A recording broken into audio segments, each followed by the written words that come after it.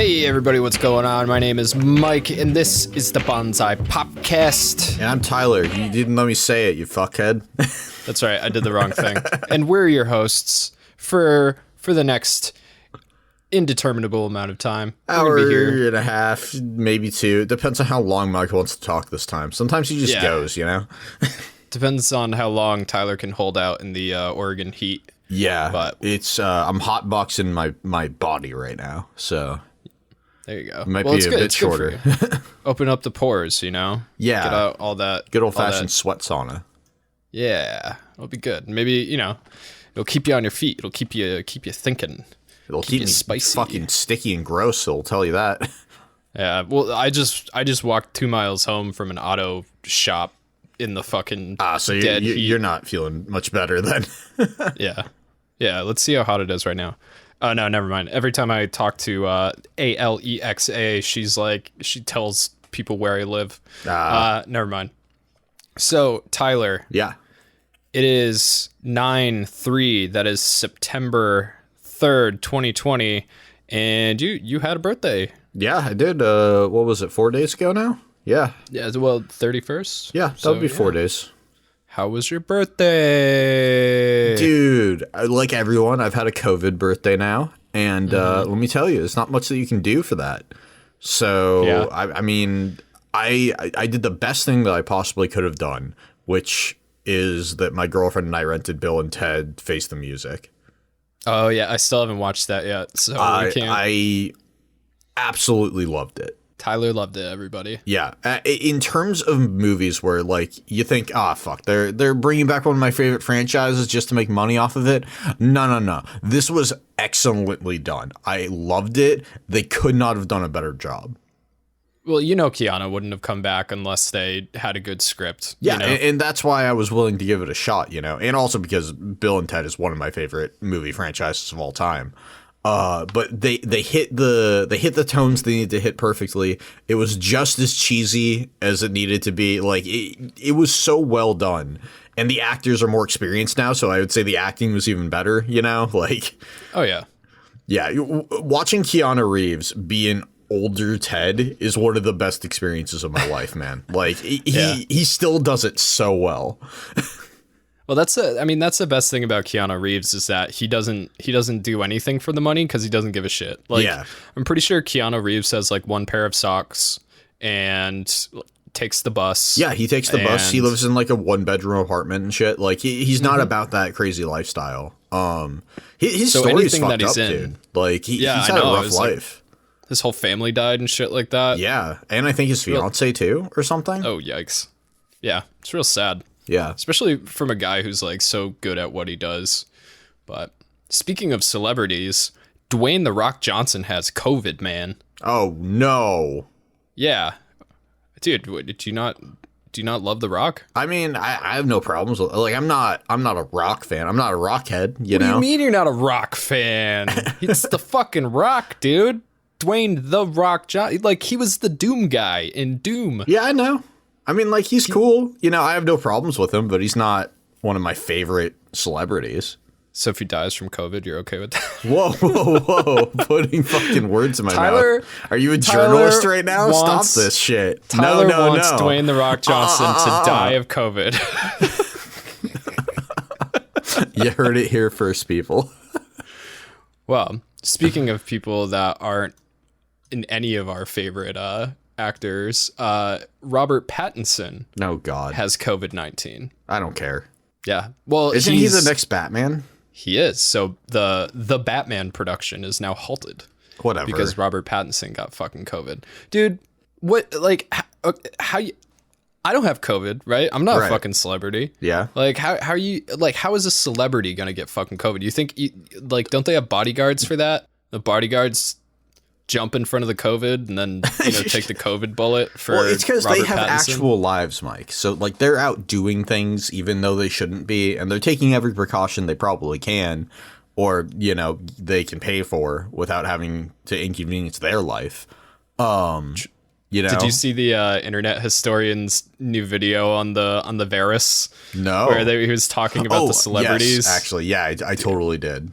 So funny. Celebrities are having such a fucking hard time right now because nobody's paying attention to them. Mm-hmm. So they're out like desperately trying to do anything they can to like get publicity right now, and it's just been cringe. Yeah, it's all the cringe, man.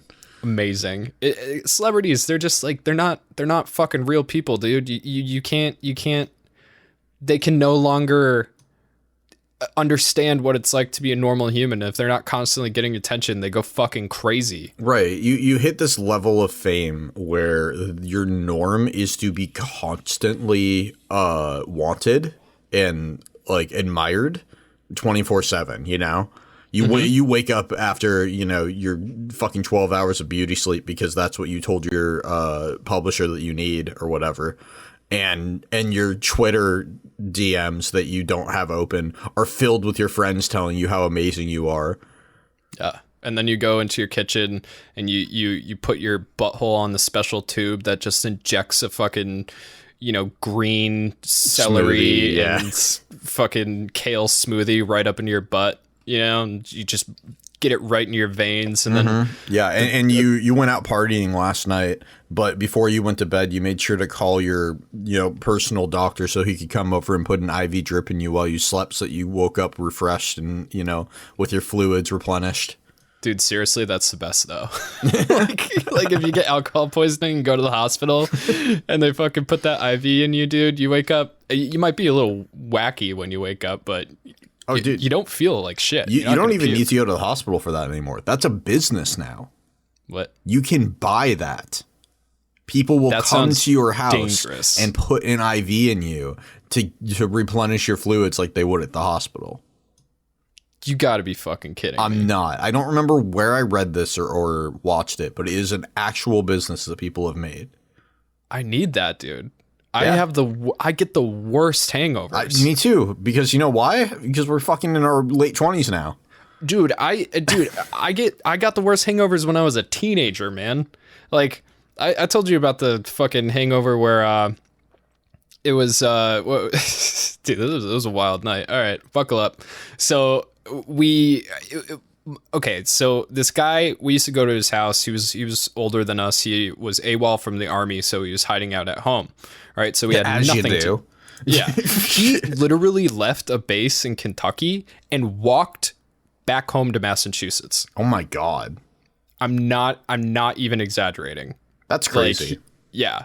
Fucking nuts. So, but like we used to go to school with him, you know, so he was our friend. We didn't care. So he's hiding out at home. So we would go over to his house to party because his dad is like this crazy fucking like anarchist redneck, not a Bible thumper, not like out in Oregon, but like kind of the same deal, you know, like basically was ready for the government invasion. Anyway, so we're over at this dude's house and, you know, we're kids, so we didn't know what the fuck kind of alcohol to get. So we just got everything that we could and a bunch of Mike's Hard Lemonades and Smirnoff Ices and then hard alcohol. And we were just mixing it. Have you ever called Mike's Hard Lemonade me lemonade? Me lemonade. Me dong lemonade. Me hard lemonade.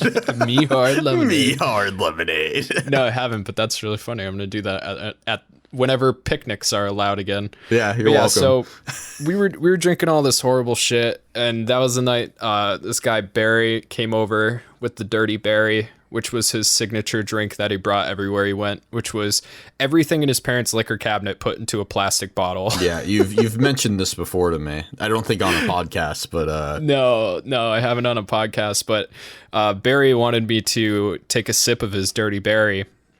And I was already like way past drunk. And I did, and I immediately like I've never projectile vomited like that before. It was like a stream of 7 feet, and it rocked my body so hard. I started puking upwards, and then I went forward and then back. It was like a wild hose, you know, like when you turn the water on too hard. Yeah, just fucking. It was like a dragon breathing fire, dude. It was nuts. And that was the same night that Jamie, my buddy Jamie, decided he wanted to try putting alcohol in his ass. Right? So don't ever do this. Don't ever do this. Don't try this at home or anywhere else. Yeah, do not do this, okay? but the way that you're supposed to do it is you're supposed to soak a tampon in alcohol, right, and then put the tampon in your butt, and your butt will absorb it. It bypasses your liver, gets you super duper drunk. And but we didn't know that. Yeah. Oh yeah, it can kill you really quick. Like, don't fucking do it. Wanted to put that in there. Yeah. So we didn't know that that's what you were supposed to do, right? So I can already see where this is going. So Jamie's like, dude, okay, so like I need to get this bottle in my ass, right? But like I how am I gonna pour it into my butt, right? Like I have to be upside down. So I was trying to take a drink and I couldn't. So I was like, bro, I got you, right? Like we're wasted. I was like, I got you, dude. And like everybody's around. Like we're not doing this like secretly. No, it's like in the living room or some shit. No, we were outside everybody was outside at this point. Okay. And so I'm like, all right, so stand up against the house, right? Like do a handstand against the house, right? We'll pull down your pants and I'll put the bottle in your ass for you and we'll dump it into your butt. But he wanted to do it with a Smirnoff Ice. That sugar in your ass can't be good for you. So I stuffed this fucking bottle into his fucking butt. Like it just accepted it right away, dude. It was like, like well, yeah. I mean, you know, it's flared. Yeah, just started pouring Smirnoff Ice into his butt, and his butt was like drinking the Smirnoff Ice, dude. It's like, See, Derek, if you're watching this podcast, we didn't go nearly hard enough on you. Yeah. We have a bonus cast coming out on Monday. It's gonna be hype because we got Boundary Break, Derek, She Says, all of the above on there. It's all one guy. Yeah. Whatever you know him as, and we had a lot of fun with Derek. Derek was a very good sport. He didn't realize that this is a comedy anime and video game podcast. So when we started talking about the shit that we normally talk about, he was like, oh no. Because he's very polite and sweet. But yeah, so needless to say, I was very hungover the next morning. Very like couldn't walk. Like me and Jamie army crawled into the kitchen where the guy whose house we were at was already up flipping pancakes, making scrambled eggs. Dude, what a boss. Yeah, he'd already gotten, well, he has nothing to do. He's AWOL from the military. He can't get a job. He's just, Still. you know, like, yeah.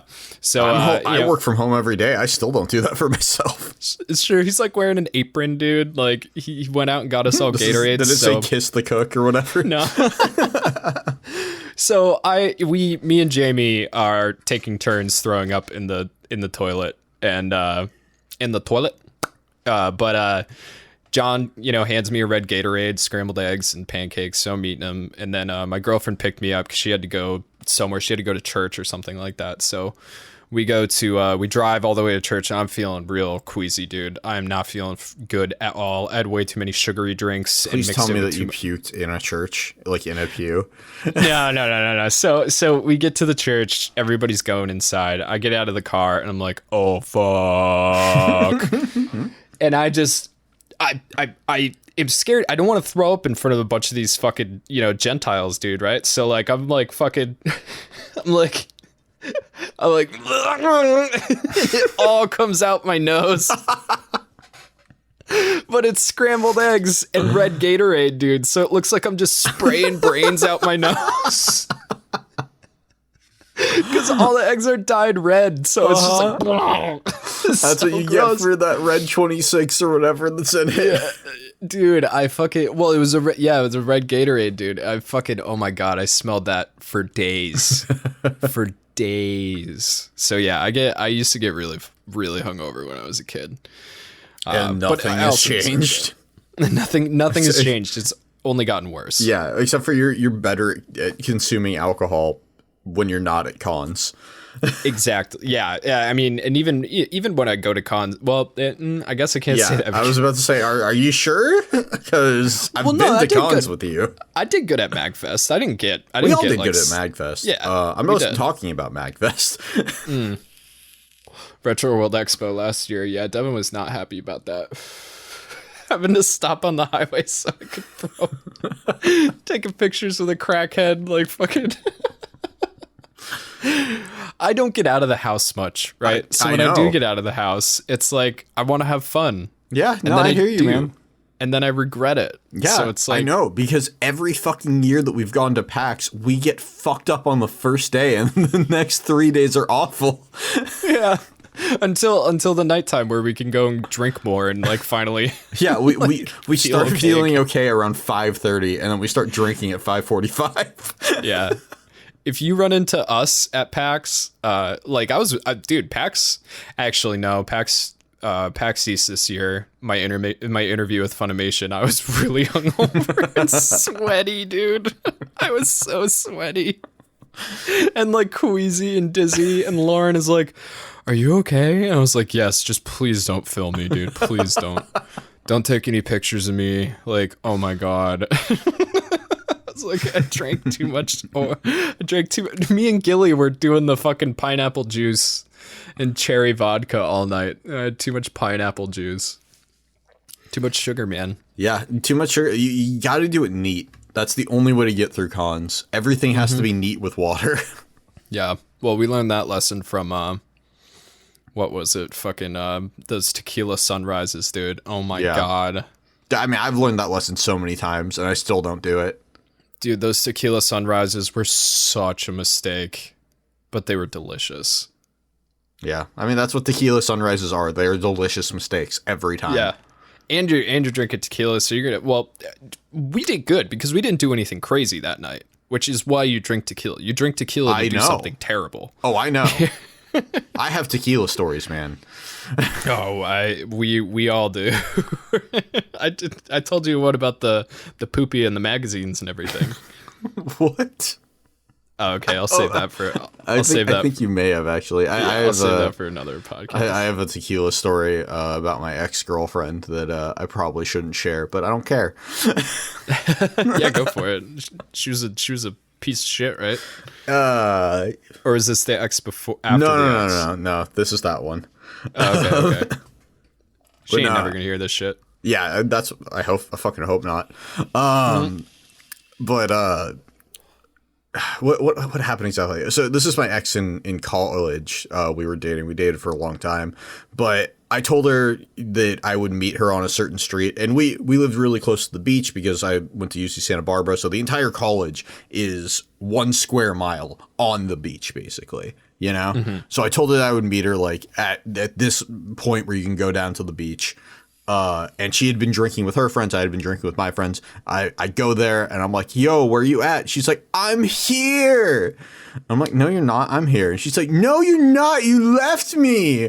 I'm here." And I'm like, what street signs are next to you? And she's like, "I'm at the right place and you're not here because you don't love me anymore." Oh no. Yeah, it was one of those nights. So I'm like, hold on, I think I know exactly where you are. She was 2 blocks away, by the way, at a different place where you can go down to the beach.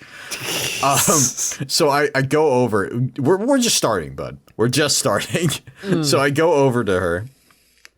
She's like, "You lied to me about where we were going to meet." And I'm like, "No, I didn't. You just got the street wrong by 2 blocks. It's not even that big a deal." And she's like, "No, you don't love me and you're mad at me." And then she took off on her bike. We rode bikes everywhere, right? So we were both on bikes. So she took off on her bike, drunk off her ass, down the street as fast as she could, right? And I'm like, "Oh, no." So I take off after her on my bike, and she realizes that I'm behind her and faster than her, and I'm keeping up no problem. So she jumps off her bike, throws her bike into a grassy area, and starts running. What the fuck? Yep. So I'm like, okay. So I grab her bike and I just hold it as I'm biking and then catch up to her again. And at this point, we've almost gotten back to her dorm. So we go inside her dorm. I like lock the bikes, and she's like in the lobby, like half slouched over. And I go in the lobby and she's like, "You don't love me anymore." And then she starts taking off her clothes in the lobby. I'm like, what are you doing? Like, why are you taking off your clothes? She's like, "You don't get me. You don't understand." and I talked to her later. She was like, "I was trying to show you my true self." Is what she said afterwards. when she was sober. So she takes off all of her clothes except for her underwear, I think. And then somebody starts coming down the stairs of the dorm, and we hear them coming. So she starts freaking out and starts putting everything back on. And I finally get her up into her fucking dorm so she can go to bed. But basically, that's what tequila does to you. Oh yeah. It'll like you'll like if you drink enough of that shit. Like, I mean, I've never been a cry drunk, though. I did cry one time because Jamie couldn't come to Warped Tour. I was really upset about it, and I was like moving that year, and I played shot for shot with Louis again, and it's lost. Not a game. It's just drinking. Oh my god! And it was shot for shot with like we were chasing the shots with lemon juice, just straight lemon juice, dude. Why? Yeah, I'll tell the whole story someday, but yeah, I was really upset that Jamie couldn't go to Warped Tour, so I like went outside and found him, and I like wrapped myself around his legs. I was like, Jamie, why can't you come to Warped Tour with me? It's gonna be awesome. I'm pretty sure Katy Perry's gonna be there. We could throw things at her. He's like, why? Well, I'm sorry, man. Like, why are you so upset? I was like, because I love you. Oh my god. Anyway, Tyler, this is an anime podcast, so why don't you tell me how you spent your anime week? Cue music. Thank you for waking me up. That's a good one. That's a good one. See, since I have to do the editing for this one, now I know exactly where to put it. Exactly. That's right. Don't forget the music in the beginning either. Yeah. I'll talk to you about that afterwards just to make sure I get it right. But yeah, what if I watched this week, man? I watched ReZero. What else is new? How'd you like it? It was good, dude. It was really good. It was awesome getting to see the other witches. You know, that was really cool. Yeah, that everybody already knows. So that's the best show of the season right now, and it's like one of the only things to really be watching. That Decadence. It's kind of it. I guess whatever Jeff watched was really good. Oh, right. The Great Pretender. We should check that out. Yeah, The Great Pretender. It's about a pickpocket or something like, or a con man. Oh, that's something interesting. Like that. Yeah. Yeah, that sounds cool. I was watching the ad for it, and I was like, yeah, I could see that. Animation style is pretty neat. Yeah, I'll check that out for sure.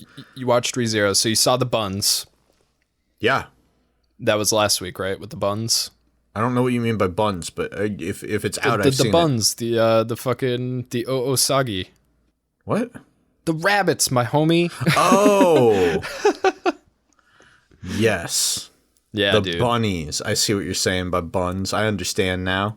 Dude, those rabbits, like, as horrible as that scene was to watch, with them like crawling around under his skin and shit like that, it was even worse to read because you got to hear exactly how it felt.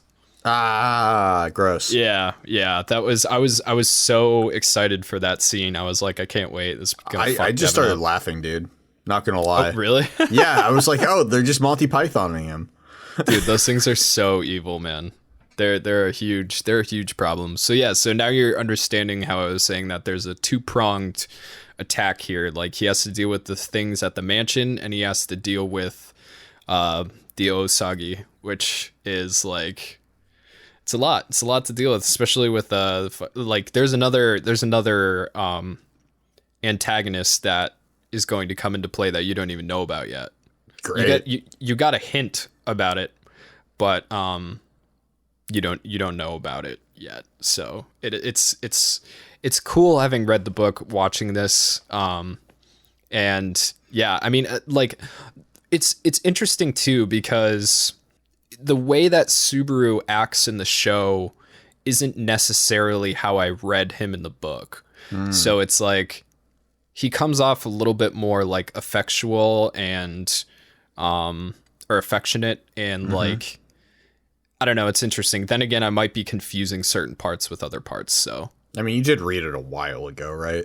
It's been a long time. It's been 2 years since I read this part. Right. I'm still reading it. Yeah, I mean, I understand that. I would go and read it too. It's really fucking good. I'm just worried, man. I feel like there's so much going on in every episode, but like the actual progression is pretty slow, you know? And I think we're already halfway through the season. Oh, dude, they're like, if you think the progression of this is slow, dude, they are whipping through chapters. I mean, like, I believe it. I'm not sure. I don't know. I'm not sure exactly how far this season is going to go. I mean, it's 25 episodes. Well, yeah, but it's only going to be 12, I think, to start. And then there will be a break. Yeah, and then next, like, January or something, we'll get the other 12 or 13. Well, that'll be interesting, because if they wrap up 4 and do like, 5 like all chapter in one, 4 or volume 4 or whatever, like book 4, yeah, 4? like which is like 240 chapters or something crazy like that, or like 174 chapters. It's ridiculous. 4 is huge. But if they do 5 is like fucking badass. 5 has like it has a shit ton of combat in it, so it'll be interesting to see if they are able to get all of 4 done in 12 episodes. Yeah, it's so nice having it back. You know, I'm scared for when it's over. You know, because are we gonna have to wait like another fucking presidential election's worth to get another season? It's hard to say, because I mean, it's really hard to say. Like, the book is done in Japanese. It's been done for a while. It's just taking people forever to translate it, which, you know, I can't blame them. I don't know Japanese, so I imagine it's very difficult. And they're doing a really good job too. Like, that's the other thing. Like, if you have any interest in reading ReZero, the people who are translating it are actually doing a fantastic fucking job. It is not like, I've seen many manga translations that are shit. These are not. These are really good. Witch Cult translations is fucking amazing. And before they started like really taking off, I was reading Translation Chicken. Translation Chicken did a really good translation of Saga 4 or whatever. And that was all what we're fan translated, right? Yeah. Yeah, so that's pretty impressive, you know? Super impressive. Yeah, I mean, I don't understand why they aren't just translating the books and putting them out. They could be making so much money. It doesn't make any fucking sense. Like, yeah, I don't know, man. I'll never understand Japan. It's our job to understand Japan, and I still don't. I just, sometimes I can't. Yeah, difference in culture, man. Like, there's just things that don't click. Maybe they just don't understand us. I mean, it's probably a little of each, you know? Like, yeah. Two sides, so same coin. What else you watch? I fucking watched SAO. Oh, yeah, you had shit to say about that. Yeah, goddamn, dude. Like, don't get me wrong. The last episode was very pretty, okay? The special effects were fucking great, you know? If you're not caught up on SAO, I'm gonna fucking spoil it for you, and I don't care if you don't want me to. Yeah. So I've already told you about how Kirito was vegetable Kirito inside of a fucking virtual world, and then he became a vegetable inside of the virtual world, right?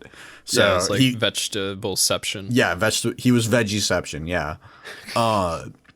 Yeah, he basically went Vegeta, but in the bad way. So he finally gets out of it, right? Because his conception of himself is returned to him, because they're able to combine like the conceptions that Asuna and his sister and Sinon and Yujiro have, so that he's able to get his ego back, essentially.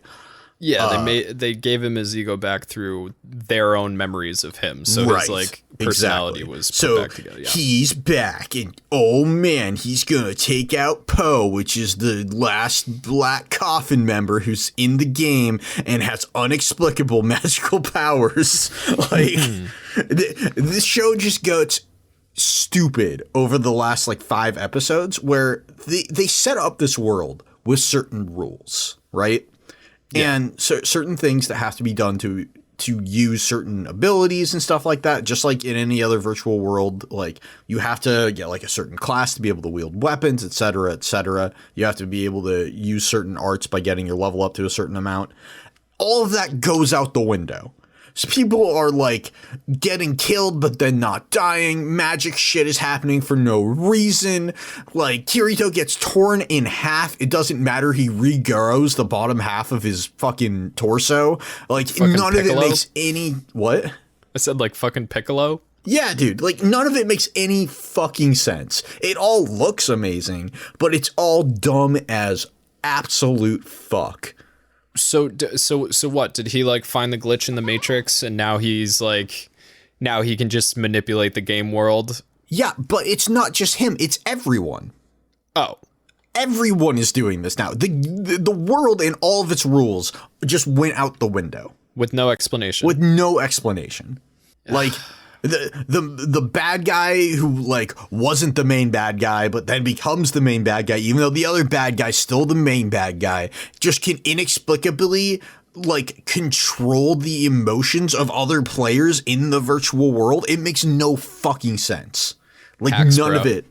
None of it makes any fucking sense. But anyway, they finally get to this like point where it's like, oh man, we got to get out of the game because it's going to resume its faster cycle. So the virtual world is at a faster time clip than the regular world. So like, if 24 hours pass in the regular world, like a year can pass in the virtual world. Okay. All right? But it's not that bad. But anyway, they stopped that for when people went into the game and they made it a 1-to-1 ratio, but it's about to get picked back up and 200 years will pass if they don't get out of the fucking virtual world. In reality? Or in the To virtual their world? minds. In the virtual world, 200 years will pass. No matter how fast they get them out after that. Right? So they're like, we gotta get out. Oh man, we gotta get out. Oh fuck. And then Kirito goes through this whole like fucking thing where he's like, did I not win because I didn't really want to leave because I wanted to spend 200 years in this virtual world? And then his dead friend comes back and it's like, no, that's not it, man. You did it for other people, which like he didn't. But okay, you know, and then he doesn't make it in time. And he's like, oh, well, at least everybody else got out. And then Asano's like, actually, no, I'm still here. And then it ends.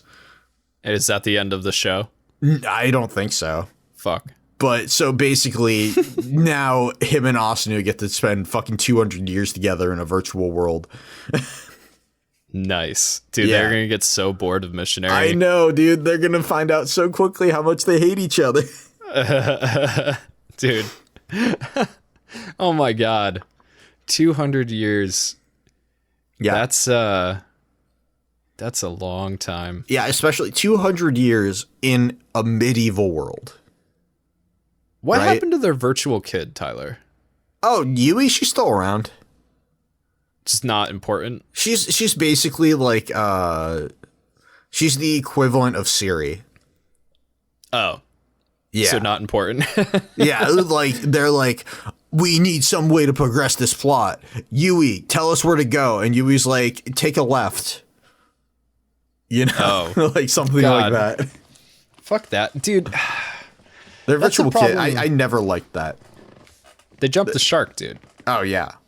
That's the problem with like long ongoing anime is that they jump the shark. Well, I mean, Every time. yes and no, not always. Like One Piece is still going. People love it. That's true. That's because you can't jump the shark in One Piece. Like, it would be so hard because that comic is so fucking goofy anyway. You know what I mean? But the problem with Sword Art Online is that it takes itself too fucking seriously. Yeah. And I mean, like, we've done a video on Sword Art, and I still stand by that video. Like, the beginning of Alicization was good. And the ideas within SAO are good. The merging of the virtual and the real world is something that we literally deal with on a daily basis, you know? Our jobs are basically the apex of that idea, right? Literally reaching out to as many people as possible through the virtual world to hopefully have some sort of real life impact, you know, like it's a merging of those two worlds. But fuck, man, I don't. Why are you breaking the rules for no reason? Because the show sucks. Yeah, I know. That's like, what I it get comes it. down to. Fucking And I mean, show like, sucks. don't Ty. get me wrong. I'm probably going to change our fucking thumbnail to one of the new fucking images of Kirito because they look amazing. Oh, good idea. Yeah, but fuck, man. The storyline just goes off the rails. Damn. Well, that's sword art for you. You know what I'm saying? Yeah, It went off the very rails much do. halfway through season 1. Yeah, and it's just it'll come back sometimes for like 3 or 4 episodes, and then it's just like, whoa, hold up, this isn't what we do. Off the wagon again. Yep. Here we go. We gotta make all the little kids happy. Kirito's back. Yay. He's like, are they making Kirito like a fucking Goku, where like they kill him or like they neuter him somehow, and then like most of the season is just like waiting for him to finally come back? Well, here's the thing, right? When Goku got killed off, he was still doing shit, right? Yeah. Like the show does not leave Goku just to be like, well, he comes back 20 episodes later. You still travel with Goku as he's dead, like through the afterlife, so to speak. And like, he goes to King Kai and you see him train and all this stuff, all that. In this, Kirito is not a character. He is literally the same as a lamp. Right. They could have replaced him with Lamp Kirito, and the story would not have changed. Right, but they needed him to come back to save the day, right? Right. Okay. Yeah. That's what I mean. It's like with Dragon Ball Z, at least the animation, it's like everybody's gonna get their ass kicked until Goku shows up, and Goku is gonna save the day. So like you basically know that no matter what's going on in the show, if Goku's not there, it's gonna go bad until Goku shows up. So you got to wait for Goku to show up for shit to go like be fucking awesome. Mm-hmm. So Kirito is the fucking Goku. Yeah, man. But, it's just it's like it makes me so mad, but like I love watching how bad it is at the same time. I mean, that's fair. I watched all of the Naruto fucking filler. Yeah. No, I hear you. I mean, I watched all of Fairy Tail too. Holy fuck, does that show have filler? Yikes. So did you watch anything else this week? I'm trying to think if I watched anything else. Well, we both watched all the way through Extra Olympia Kyclos. Oh my god, yeah, that's right. We did. We finally watched Extra Olympia Kyclos. So, I mean, I guess this kind of transfers into my anime week because you've seen that. But so Extra Olympia Kyclos, I don't blame you for not selling it to me right, because it's hard. Like, okay, so Extra Olympia Kyclos is not an anime. It is a Japanese television program that is animated, but it is not an anime. It is like an Adult Swim short with claymation and kind of like the lowest budget South Park animation. So it follows this ancient Greek guy who's made out of clay, because Greek, and they're trying to invent the Olympics, I think. Well, so they already have the Olympics elsewhere, but they're trying to make the Olympic Games in his hometown, which is next to the sea, and they want it to be particular to their town and special in that way, so that it will bring people that otherwise wouldn't normally come because they have Olympics elsewhere. Okay, right. So, and this guy's like in love with the daughter of this other guy, the mayor. All right. So, and the reason that the mayor wants to have the Olympics in their town is to make money. Right. So what happens is this guy who's trying to come up with sports keeps getting transported into like modern day Japan. Yeah, I think it's like 1970s Japan or 60s. I think it's 1964. If I'm not mistaken. So when he goes back in time, and this he keeps going back and forth through time. And when he goes to Japan, it's like he's still claymation, and all the Japanese people in the city they're drawn, but they don't really have their mouths don't really move. They're just kind of like stickers that kind of like move. Or yeah, they're almost like cardboard puppets. Right. It's very fucking strange. It's extremely fast paced, and it's absurdist comedy. It's like very, very absurdist, and it's super funny and ridiculous, but it's like it is very, very much something that you would find on Adult Swim. And if you were like baked in any way, it would just like the whole time you'd just be like, what the like I could barely follow it stone sober. So like it's a good show. Like it is really funny, but man, is it weird, dude. Yeah, it's amazing. I fucking love it, dude. It is fucking weird. So, as far as watching things, whatever, I've been rewatching a lot of Dragon Ball Z, a lot of the Boo stuff, because I remember I haven't seen the Boo stuff since I was a kid, because I remember it being boring and not liking it, and I'm also reading the Dragon Ball manga, or the Dragon Ball Z manga now. So I made it all the way through Dragon Ball, and then I started reading Dragon Ball Z in color, which is amazing. Like holy fuck, dude! If all manga was colored, American comics would be done.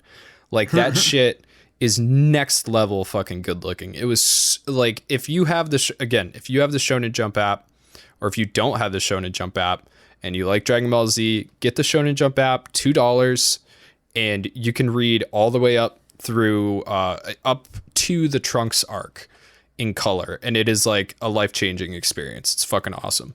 Then I was like, fuck it, I'll just read the rest of it, So I made it. I'm now past the point where like Gotenks is fighting Boo. Like I'm at the point where Gotenks is fighting Boo, and Gohan is on Supreme Kai's planet, and there's a lot of interesting things about reading that manga, that like the Boo saga in the manga actually feels like a return to Dragon Ball kind of, because it's so goofy, and I kind of like it a lot better. Like again, the manga, there's things that are really weird about the manga where like the time skips, or like Goku disappearing. It's like, it's not even really a big deal. Goku's just like, bye now, and just like disappears.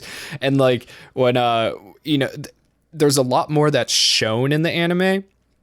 Like do you remember the Otherworld tournament?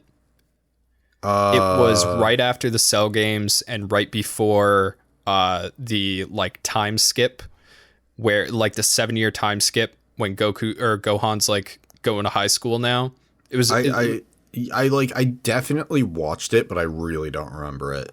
Okay, so Goku dies fighting Cell, right, and he's done for good that time. Right. And they don't really explain it very well in the anime, but in the manga, he's like, look, like somebody told me that I probably have a tendency to attract like really big evil, so I'm just gonna stay dead. Don't wish me back.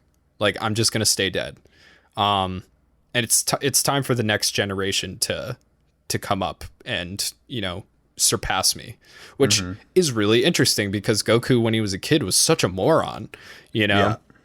But and suddenly he has like this wise like philosophy of like what should be next. Yeah, well, it's like when he starts getting more powerful, he starts becoming more wise and serene. Like there is a very interesting trackable progression of Goku throughout the manga that you can really only experience with the manga, because the anime has so much, like, I wouldn't call it filler. There definitely is filler, but there's so much extra stuff in the anime. Like I was saying, like the Otherworld tournament is not in the manga at all.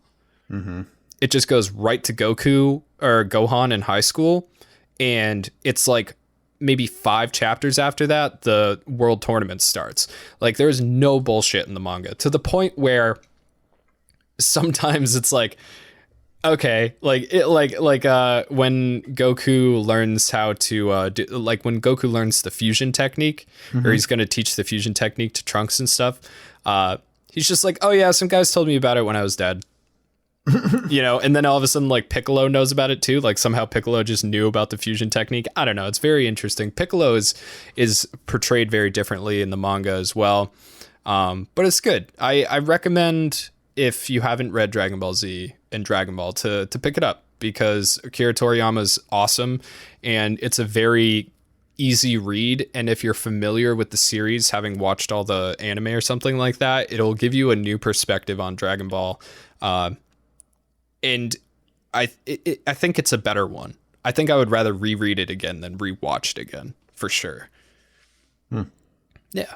And then Nice. I'm still, obviously I'm watching ReZero like you are.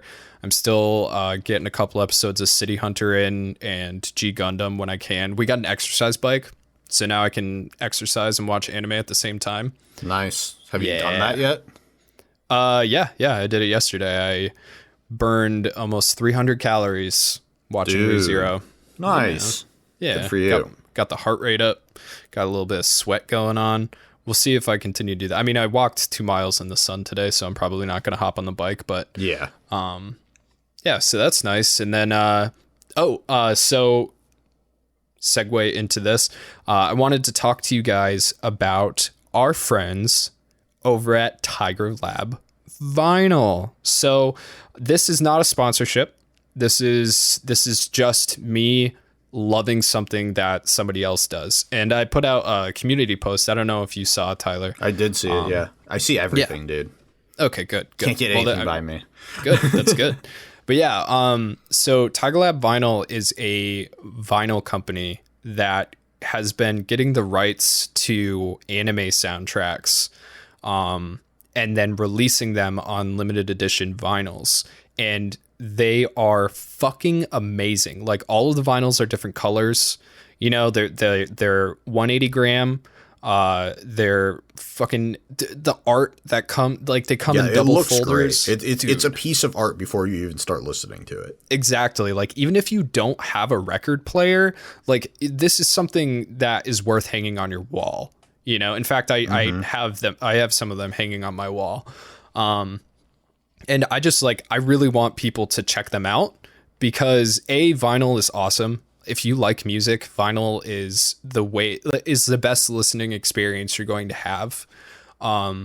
And B, they put out original soundtracks to a lot of the anime that we cover. A ton of them.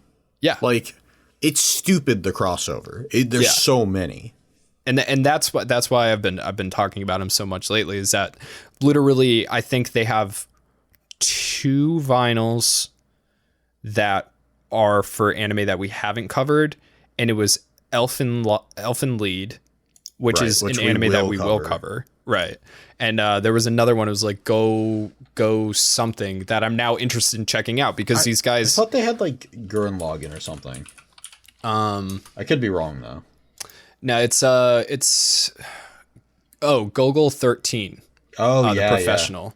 I want to check out that movie now, because here's the other things that they put out, right? Perfect Blue soundtrack with an awesome the vinyl looks so cool. The original Devilman soundtrack, Orotsukidoji Legend of the Overfiend, which is one that I purchased. It's got that cool like glass or marble look to it. Yeah, the pink marble, dude. Yeah. So fucking cool. Vampire Hunter D Bloodlust on yellow vinyl. Fucking Berserk on fucking like Fire Truck red vinyl. Elfen Lied on gold and pink vinyl. Wicked City, dude. They got 2 Death Notes, and I think one is leather bound. Yeah, looks like it. Demon City Shinjuku, which is a really good soundtrack. The movie might not be the best movie in the world. I like the movie. I joked about it on our channel, but it's purple. It's like a purple cat eye. And then the Golgo 13, and then Orotsukidoji 2 Legend of the Demon Womb, dude. They put out fucking Orotsukidoji 2. Like, what? Like, who puts out a vinyl for Orotsukidoji 2? That's so cool. Yeah, they really are like, it's fucking match made in heaven for our shit, dude. Yeah. Oh, dude, the Wicked City vinyl is so cool. You know what's awesome? Honestly, the Death Note one that comes in like the notebook version, which is the leather bound one, looks so fucking sick. Yeah, it's gorgeous, dude. It is absolutely gorgeous. Yeah, I totally and, get you. I would put these on my wall too. It looks like you can get a subscription too. What? So to just get them while they come in, which is fucking nuts. But yeah, like that. a lot of these are sold out. But Devilman, Orotsukidoji, Wicked City, they did a repress of Wicked City, and honestly, I kind of like the repress looking, the way the repress looks better with the blue cat eye vinyl. The blue cat eye looks sweet. Yeah, and then both Death Note are still available. Demon City Shinjuku, Gogol 13, and Legend of the Demon Womb, dude. If you don't have Legend of the Demon Womb on vinyl, like, what are you fucking doing? Anyway, enough. You'll hear more about them from me, and we do like vinyl streams in the next thing I want to talk about, which is the Patreon.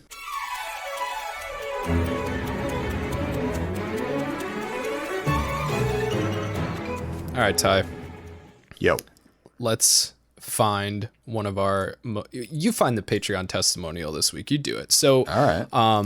We are... like, our Patreon is very, very important and special to us. It's important because when you are such a specialized anime channel like we are, we're not always going to cover things that are trending, which means that YouTube isn't always going to favor us over other people.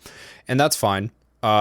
This is the way that we built the channel. We wanted to find people that would think me throwing up eggs out of my nose would be funny. And hopefully you're one of those people, and you are the type of people that we're catering to. That's why we built the Patreon, because we want to bring you the kind of content that you're looking for. So we set up this thing where our patrons are allowed to, they're not allowed to, but it's like, if they want to, they can put a little blurb about their experience with the Patreon. And Tyler's going to read one for you right now. All right. So I'm just picking one out of the blue. But Marcel says, to be honest, I've wanted to join this Discord for a while, but I never got around to doing it. The YouTube algorithm worked perfectly when I saw one of Bonsai Pop's videos. I'm not sure which one was the first one I remember, but I remember I saw Samurai Champloo, and that one was one of the ones that really stuck with me. And when I started watching even more, even for anime that I haven't seen, Mike does an amazing job introducing / connecting deeper meanings behind each anime and offers a refreshing and thought-provoking perspective on every episode. It's great to know that there are so many here that have such a deep connection to anime as I do. This is definitely one of my favorite channels, and I'm sure this will be one of my favorite Discord servers as well. I'm looking forward to seeing what happens next. Hell yeah. Hell Thank yeah. you, Marcel. And I think that was like a day or two after he had joined too. You know? Yeah. So, people are really enjoying being a part of the community that we've built over there in the Discord and part of the Patreon. We give out another podcast every single week on the Patreon as well. So that means like some weeks, like next week, we're going to be doing 3 podcasts. Yeah. We're going to be doing the Super Saiyan 3 Plus podcast. We're going to have a bonus podcast for you guys that's live to the public, and we're going to have your regular popcast. So it's, we put in the work, we make extra content for the Patreon, and we spend time with our friends over there. We don't even call them fans. Like, I literally go in there, I'm like, what's up? Or like Devin's like bugging me. I'm like, hey, I'm talking to my friends, Yeah. And like, I mean, I play video games with a lot of people in there. Like, I end up spending way too much fucking time not working because I'm having conversations. Yeah, me too. Sometimes I do it on purpose. Sometimes I'm like, good morning, everybody. And then people pop in. You're like, I need to start editing. Or I can do my job in the Discord and just talk to everyone. Exactly. So anyway, if you're interested in wanting to support this podcast, we record it at a loss, came out of our pockets in order to present it to you guys. If you're interested in that, definitely check out our Patreon. That is patreon.com/bonsaipop, right? Yep. Okay. Anyway, moving right along. Yeah. Tyler, you've been playing some video games, huh? Dude, when you brought up Akira Toriyama, I was like, I have things I want to say. Yay! Yes, tell us about it. Oh, dude, Dragon Quest is so good. It's so good. I'm really, really loving it, man. Like, it started off a little slow, and I was like, I don't know about this, Mike. You might have given me a bad call here, but fuck, man, it's really come around. Awesome. And I every second that I'm not doing something, I want to be playing that game right now. Dude, that is the best feeling. Like when you have a game that is like pulling you towards it. I love that. Like that is a feeling that I want to have all the time. I always want to be wanting to play video games instead of doing what I'm doing. Yeah, dude. And it's like, God, it feels like I'm playing a mix between Zelda and Dragon Ball. You know? Like, the music is heavily Zelda inspired. Like, extremely. And so is the storyline, honestly. But it has like these Dragon Ball-esque aspects to it. Like the pepped up move is just going fucking Super Saiyan. You know what I mean? Like literally the animation is them going Super Saiyan. Yeah. Have you been able to do Puff Puff yet? Oh yeah, dude. I've done plenty of Puff Puff. Yeah, Puff Puff was in Dragon Ball. Was it? Yeah. Master Roshi asks if he can Puff Puff Bulma. No way, I didn't realize that. Yeah. That's hilarious. It's, like, there's a lot of, like, so Tyler's playing Dragon Quest XI on the PS4. Yeah. Dragon Quest, again, it's not as popular here in the West. Probably it's getting more so now that they put the hero in Smash. But it should be. Because dude, it's so good. There's a new Dragon Quest anime coming out soon. Ooh.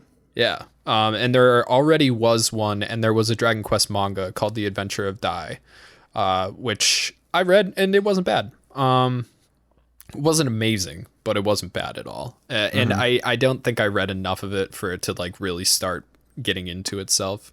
But yeah, Dragon Quest over in Japan is literally the biggest video game series of all time. Well, Beyond it's like Final Fantasy. It's like one of the original RPGs. It's know? the original Japanese RPG. So, and part of the pros and cons of that is that they haven't changed much. So it's like, it is a very standard Japanese RPG. It's turn-based, you know? I mean, I do like how you can attack the enemies. You know what I mean? Like you can hit them with your sword when you're running around. Yeah. Like you can initiate fights by getting an attack in first. Mm-hmm. Yeah, and that lowers their health. Yeah, they've changed things like that around, and it's great. I mean, fuck, like, and it's returned to a main console because they were on DS for a long time. And I don't think there's been a main console version since Dragon Quest VIII on the PS2, which I also have, which is also really good. And they've remade that for the 3DS as well. Part of the reason why the 3DS is one of the best systems of all time, because you can play like 9 Dragon Quest games on there. But yeah, so you've been enjoying it. What's the music? The music is fantastic. Unfortunately, the composer is a wicked bigot, but that sucks. Yeah, it does suck. But yeah, what have you been enjoying the most out of it? There's a lot of things I like about it. The story so far is pretty good. Like, it's not anything like mind blowing yet, although there is one aspect that I thought was a really, really interesting tidbit. Because there's people that are reincarnated, right? Like the hero that you play as is a reincarnation of people from the past, other heroes called the Luminary. And they have the Luminary has a mage that's reincarnated with them, basically. But in this game, that mage is 2 twins. And I thought that was really, really cool, was that somebody got reincarnated as twins, so they each got half of the mage's power. One of them's a super healer, the other one's super offensive. Yeah. You know? And I thought that was a really, really interesting way to do it. And yeah, and also they're very cute. Although Jade's my girl, and I think Jade's everybody's girl. Jade's great. Jade's fucking amazing. But I just got to do the fight with her in the casino where you get her back. Yeah. Yeah. Dude, there's so many good moments in that fucking... It's funny too. It's like a very funny, quirky game. Yeah. Yeah. It has a lot of personality. So much personality. And the fact that all the characters are designed by Akira Toriyama of Dragon Ball, just like, it adds that, like, it has this instantly nostalgic feel to it. Even though it's like, and it's gorgeous on the PS4. Yeah, you'll be running around, like, I think it's called like Puerto Valor, and you'll just be like, oh, there's a baby Vegeta right there. Like that's Kid Vegeta right there. Look at that guy. It's so funny, yeah. And like you'll see like a lot of like Android 18 looking people. Yeah. Yeah, it's Your really hair cool. is Android. Is that Android 18? Is that Krillin's wife? Yeah. Your hair's like Trunks. It's like Trunks' no, long you're right. hair. Yeah. Your hair is like Trunks, but not purple. Right. Or wait, isn't it a little purple? Nah, What color is your hair in the game? brown or like dirty blonde, I guess. I could have sworn it was purple. No, your clothes are purple. Yeah. That's right. Okay. Yeah, but yeah, like it's just such a fucking good game. And Sylvando. Sylvando is my favorite. He's very funny. I don't use him very much. No, I don't think I did either. Or maybe I did. I might have beaten the game with him. I can't remember what my final lineup was. I think it was Jade the hero, and definitely the little mage. Oh, Veronica? No. Veronica. Is Yes, Veronica- Veronica's the fucking best, dude. She's really cute. I have problems because I've been using, I don't have either of the twins right now because of the event that happens in the middle.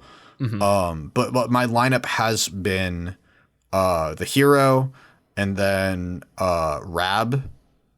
Because he's like an amazing mage, you know? He's stupid good.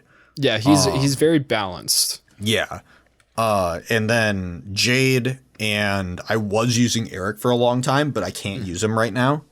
So I have a character that you get like partway through the game after that event. So I've been using him. Oh, I see. Yeah. Yeah, I used I might have even taken out Jade for Eric. Because you get like you can get dual wielding. Yeah, I have with dual a wielding couple on Eric. Actually, maybe I did use. I don't know. I remember like really like specking people out to do like fucking dumbass damage. But 1 second. What's up, Devin? Hi. What are you doing? I just wanted to smell your room. You wanted to smell my room? It smells good in here. Oh, because of the jade? Yeah. Jasmine, that's what it is. I got a what the fuck are the what is it, Devin? Aromatherapy diffusers. Well, yeah, it's an aromatherapy diffuser, but what's the essential oil diffusers? Yeah, I found one that looks like it looks like a gourd, like one of those Japanese sake gourds, and Cool. You put essential oils in it, and it like spouts steam out of the top of it, so it's like kind of like a humidifier too, and yeah, so it came with a bunch of shit. You can find them on Amazon if you're interested. But yeah, the jasmine is nice. What'd you say? I said, are you interested Am I interested in what? in walking another 2 miles today? Maybe. Is the car ready? Yeah. You're on the podcast. Say, I'm gonna give Devin the mic. Say hi to everybody. Hi, everybody. There's the Devin. Maybe. Now I can't cut this out. That's right. No, you can't cut it out. So it's all part of the pod. It's organic. It's good. All right. So Dragon Quest XI. You've been Yeah. enjoying it, and I'm happy for you. Yeah, it was a really good call. But thanks to Mike and my birthday just passing, I now have games to play when I'm done Yeah. with that also. And don't start them until you're done. No, I'm not going to. Because Okay. I already fell off of Walking Simulator because I Death started Stranding? Dragon Quest. Yeah, I haven't played Death Stranding since I started Dragon Quest. It's all right. It didn't sound like you were like overly enthused about. Nah, it Death was like Stranding. I was kind of just like playing it when like I didn't really have anything else to do. But it just was not gripping me. How many hours did you put into it? I'd have to check, but I'd say at least 10. That's almost worth the money. I mean, how much did you buy it for? 60? Like 40. Oh, okay. Well, yeah, that's almost worth the money that you put into it. I mean, I paid $40 for Castlevania on the 3DS. That's a 6-hour game. I was Damn. pissed. Yeah, I was Yeah, like, what the I fuck? think I've almost put in 40 hours into Dragon Quest over the last 2 weeks. Damn. Yeah, I've been like really like I've been staying up till like 4 a.m. playing it every night. Dude, it's such a good game. I mean, it's a good enough game that I was playing it. I'd put 60 hours into the game. And then the Switch version came out and I bought it on the Switch and restarted it from the beginning. That's how good Dragon Quest XI is. Yeah, it's really, really good. I'm thinking about picking up Persona 5 after it and playing that. You'll like Persona 5. You'll like after the games that you got me, which I don't think we actually said, but Mike bought me the Yakuza series. Yeah, I got him Yakuza Kiwami and Yakuza Kiwami 2. So I'm excited. Yakuza.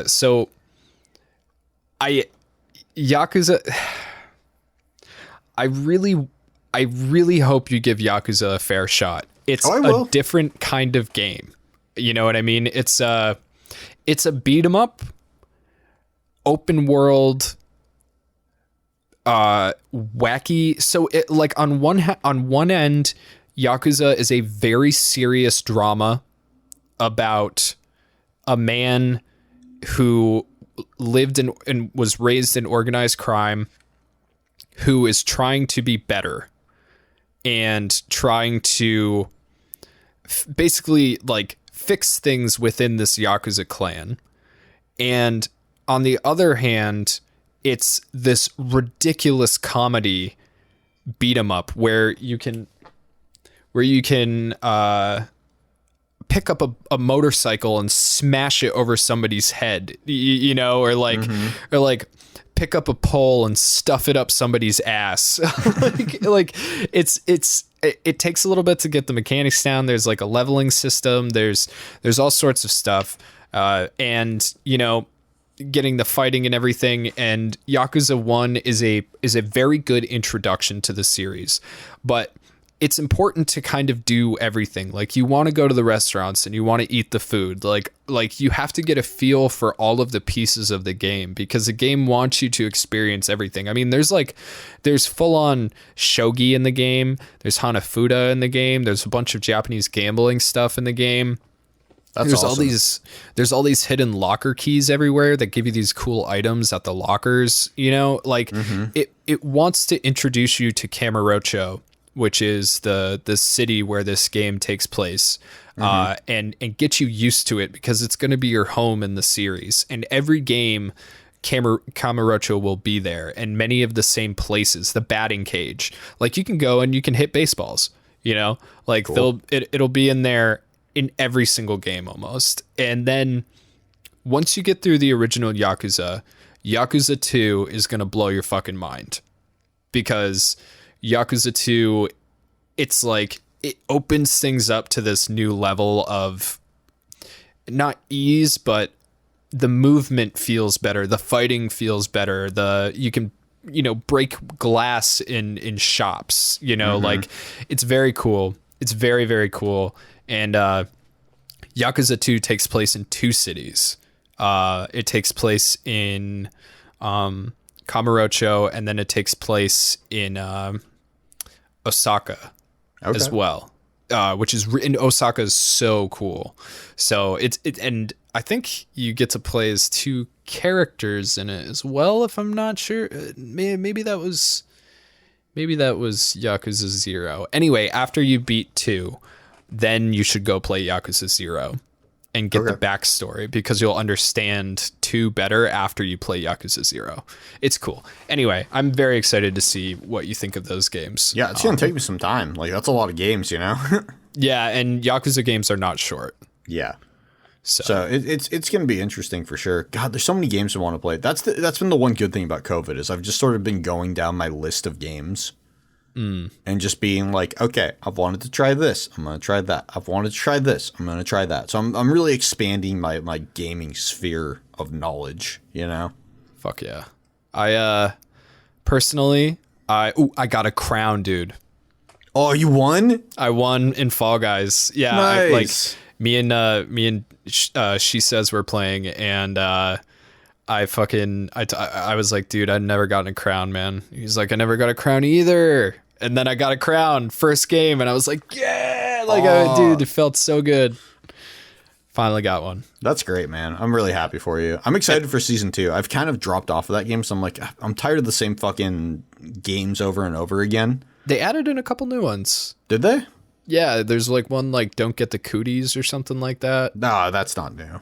Oh, okay. I just Doesn't never show up see very it. often. Yeah. Oh, I see. All right. But yeah, well, I don't know if you've seen season 2, the trailer for it. No, I haven't. It's all like medieval themed. Yeah, I'm excited for that. Okay, so every season they're going to change up the courses? Yeah. Okay. Cool. Well, what I'm hoping they'll do is that they'll just keep adding on to them. Like I would rather have this massive like 50 pool course set, you know, than like the same 10 to 15 over and over. I feel you. And then, so the other game that I've been playing, it like here and there is struggling. Which, or struggle. It's like struggling or struggle. And it's this new indie game that came out on Switch. It was like part of their indie showcase.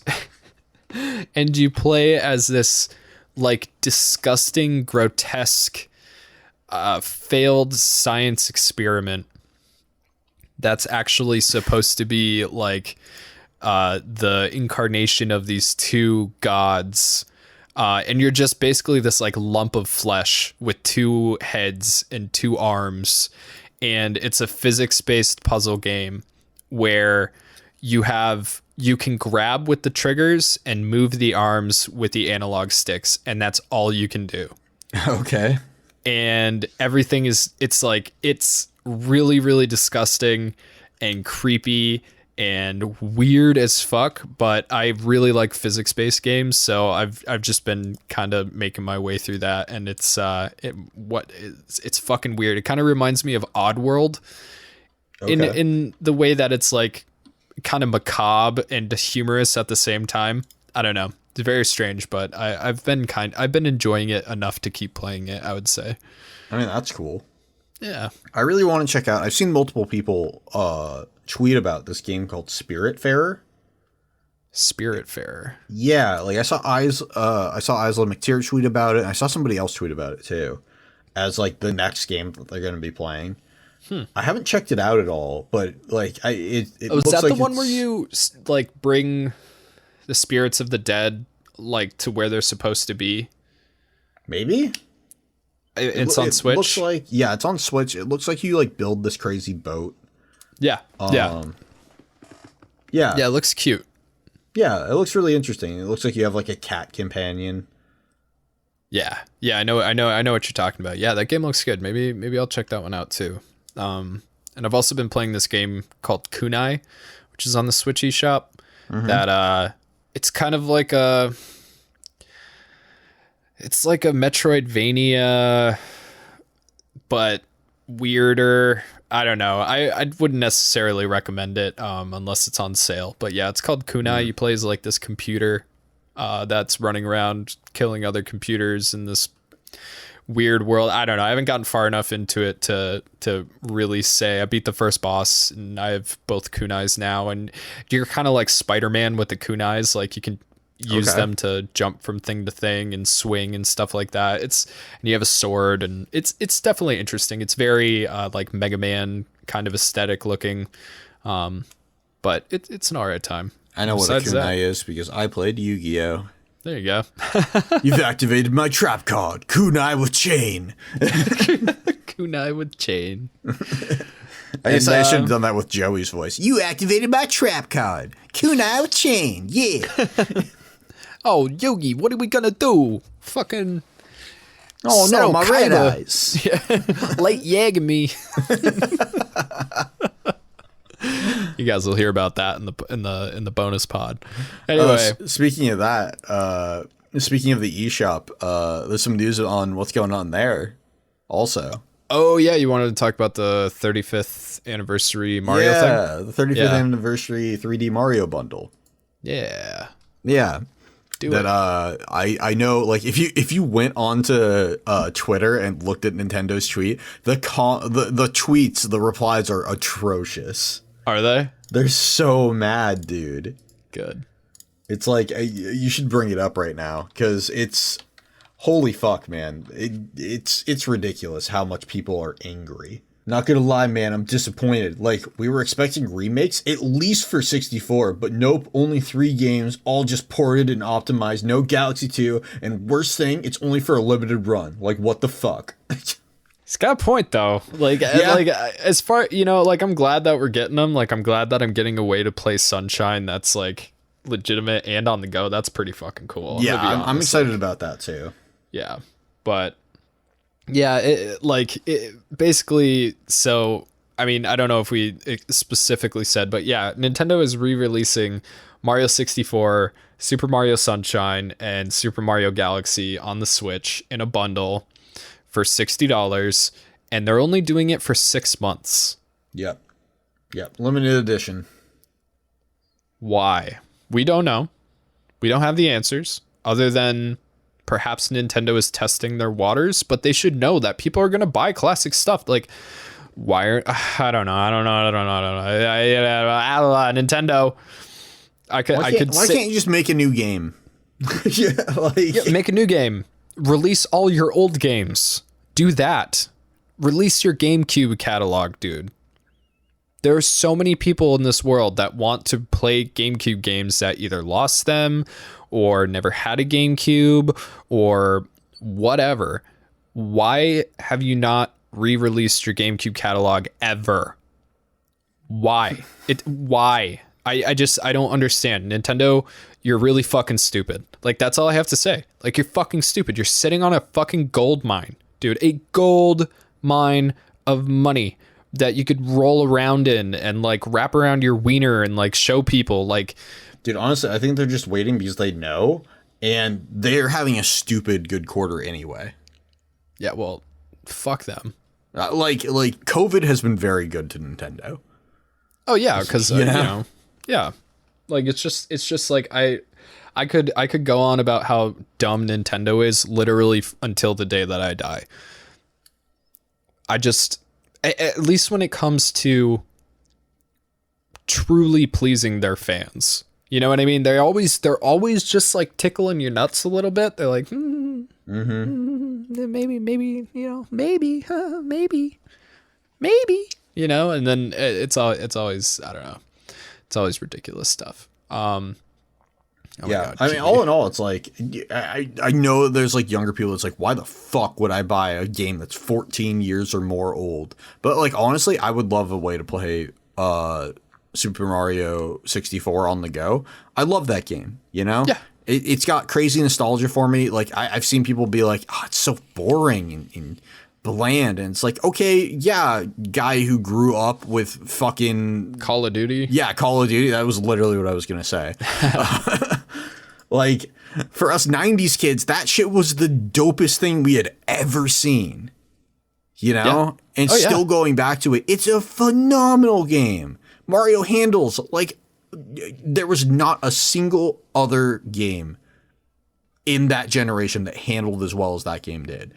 That game was truly fun to play the entire time. It still is. Yeah.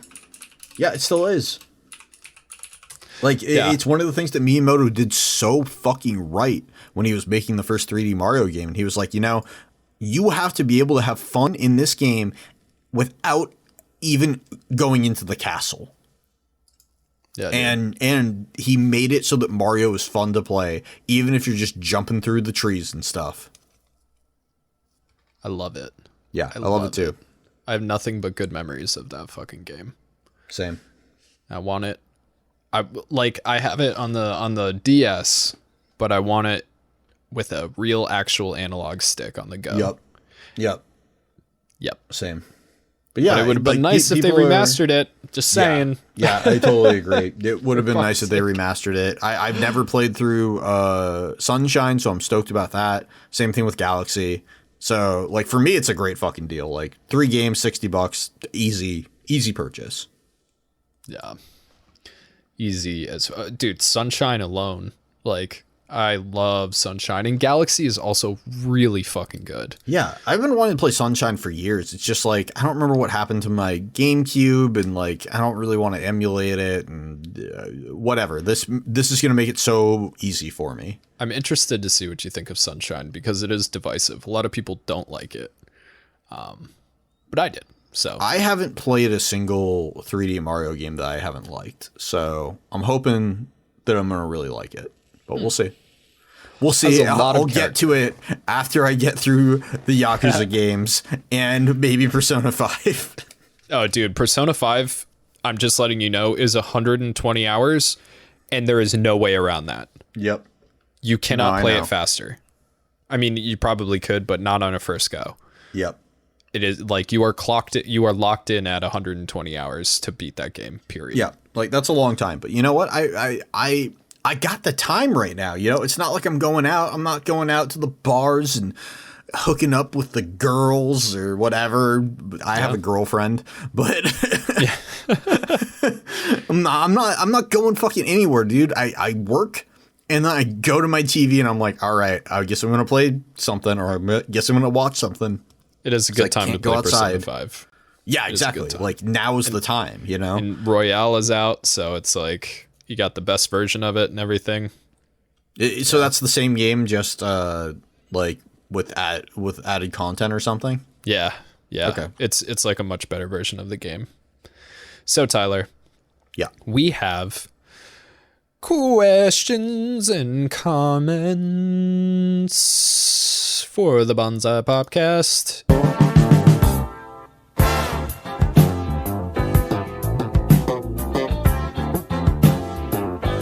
And of course, we're going to start with Patreon and see what people had to say. Oh, did you post on Twitter too?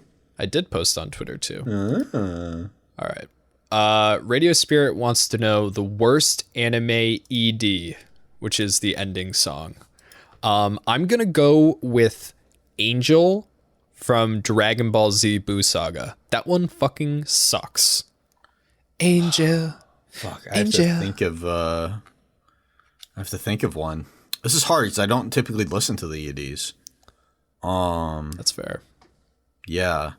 I mean, if you can't come up with one. I want to say I didn't like Ascendance of a Bookworms. I just remember I didn't like any of Ascendance of a Bookworms OPs or EDs. There you go. For me, though, the worst would definitely be Angel from Dragon Ball Z. It's just so shit, especially when, like, dude, the Dragon Ball ED was so good. The so can be shining light in the ecstasy. Yeah, you know what? You know which one I loved?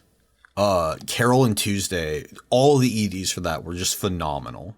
Hell yeah, loved them. I really liked all the EDs from Dorohedoro. That was really good. Ooh yeah, another really good one. And the OP was really cool.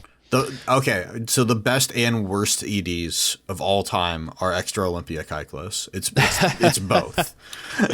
Hey, yeah, that was one of the things that we didn't talk about. Was every single episode of Extra Olympia Kyclos has its own ending song, and they're all ridiculous with like weird European infomercials in the background, like like stock footage looking shit. It's very so strange. Funny, but so strange. So this question is specifically for me. Luthi wants to know what the best vinyl album I own is. Oh, that is a really hard question to answer. But I have to say the one that I like the most is the Castlevania 1 NES soundtrack.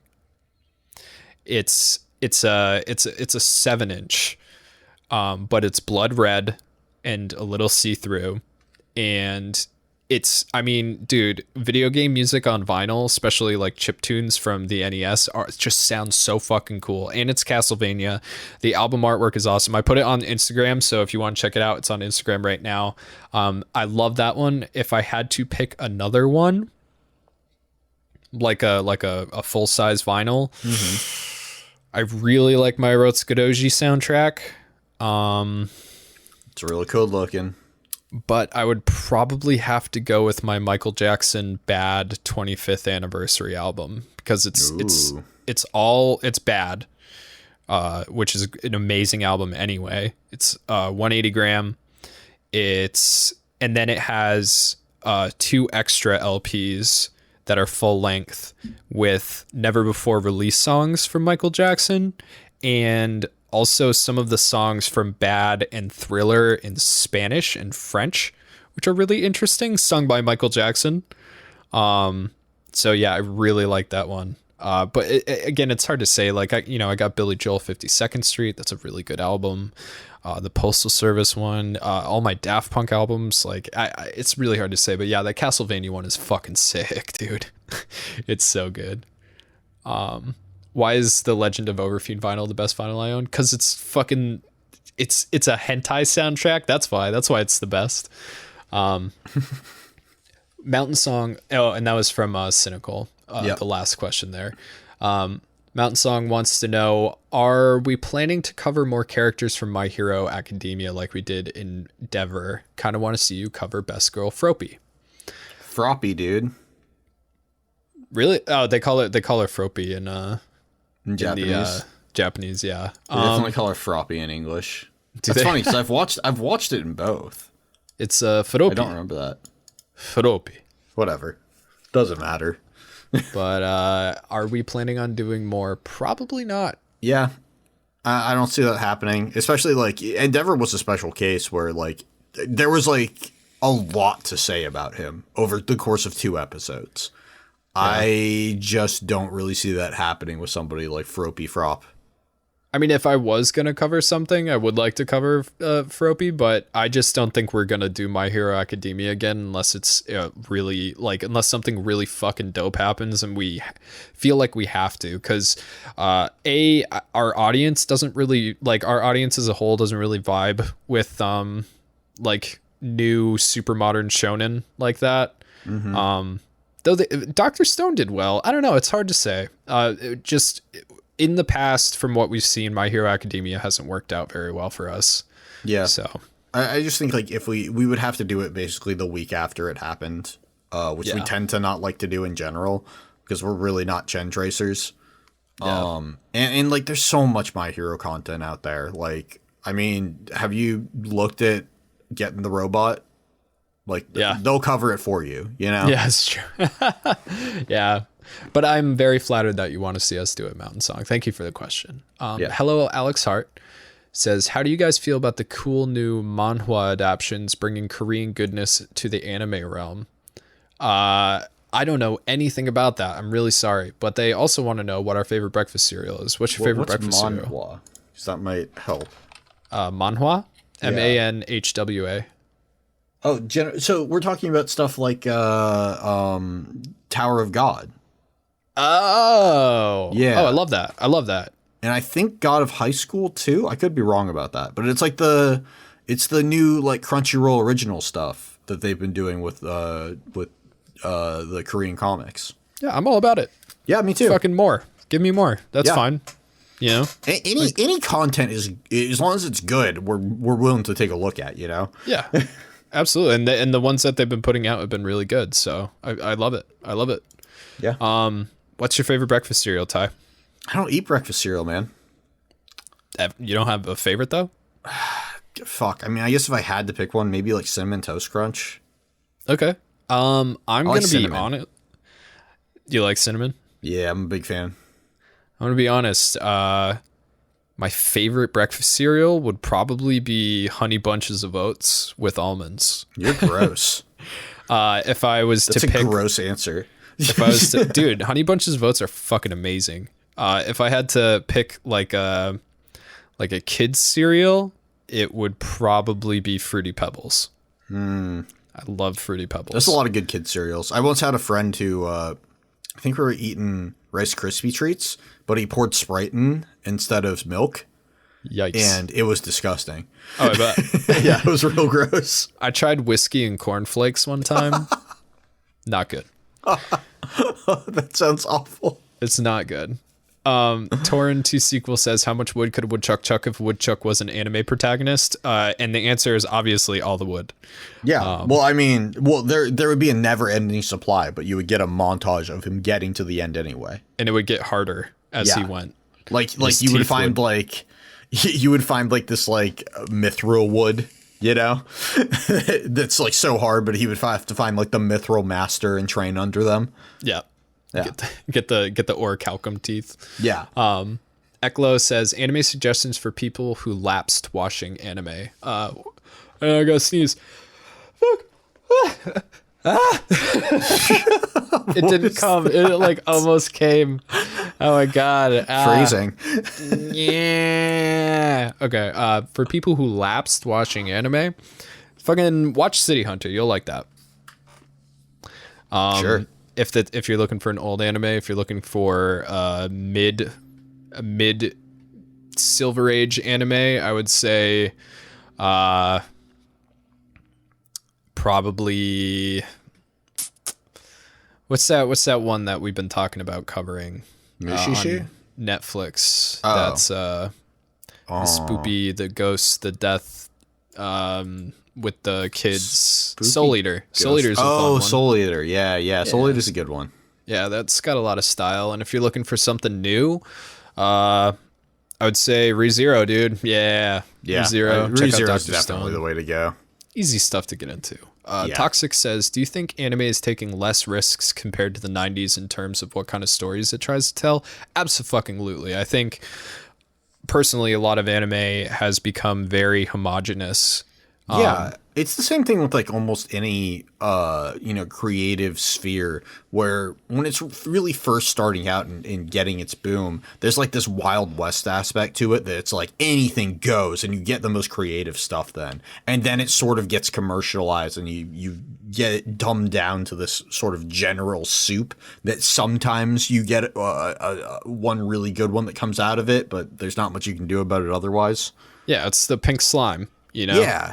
Yeah, they figured out that like you can just like take animals and turn them into pink slime and just stuff anything with it and it will taste good. Like a lot of anime is like that. And I think in general overall, But not there's Food much Wars. more They'd of never that. do that on Food Wars. No pink slime.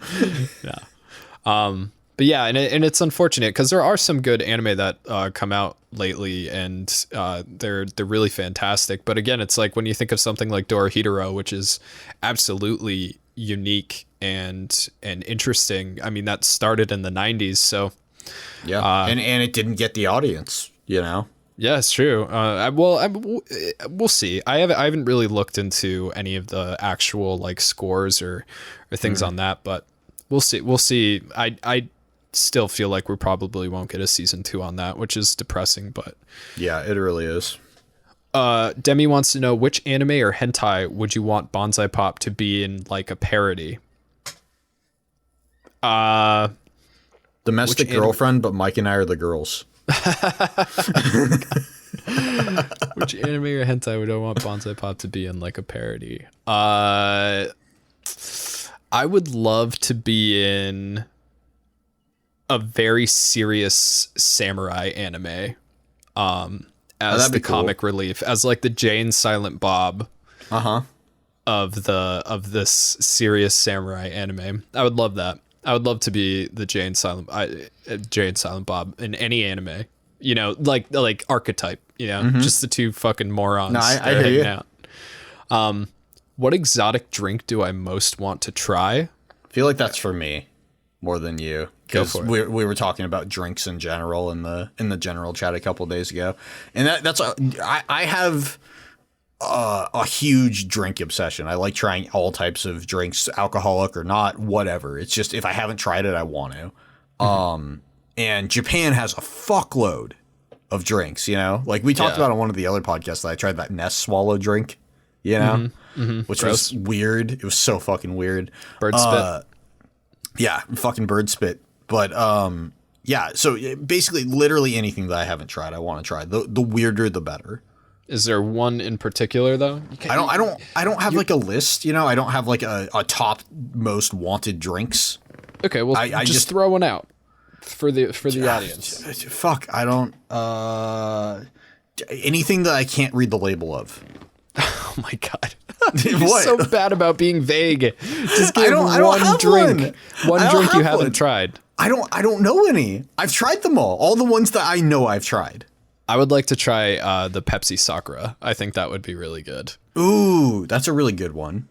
Yeah. I forgot about that. Yeah, but I would love to try that. I'd love to try something that was I like mixing mint with stuff. I feel like mint with like cucumber or like passion fruit or something like that would be really good. What about spicy? Have you ever had any of those spicy drinks? I've had spicy drinks before. Like with like hot sauce and shit in them? Yeah, I don't know if I've had specifically hot sauce ones, but I love spicy in general, you know? Spicy alcohol? I have had spicy alcohol, yeah. I mean, I've had spicy fucking what are they? God damn it. It's like my favorite drink. The Bloody Marys. Bloody Marys. I'm not a huge tomato guy, so Bloody Marys don't do it for me. Remember that Bloody Mary I got in Seattle, dude, with the fucking bacon in it, dude? I do remember. That was badass. It was so good. I've had spicy beer though, which was very tasty. It's like bottled with a like habanero pepper.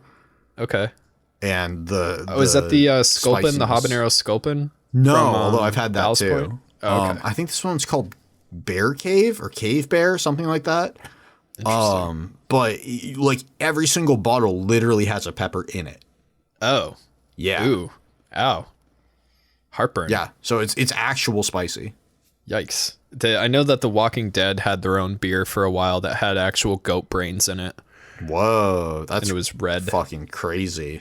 Yeah, not my cup of tea, but not mine either. But I'd try it. Yeah. Glad wants to know, what is the meaning of life? 42. And Tyler says 42. The meaning of life is finding meaning in life. Yeah. There you go. Go rewatch our Samurai Champloo video. Yeah. What fighting game has the best OST in your opinion? This is from Talking Bird. What fighting game has the best OST?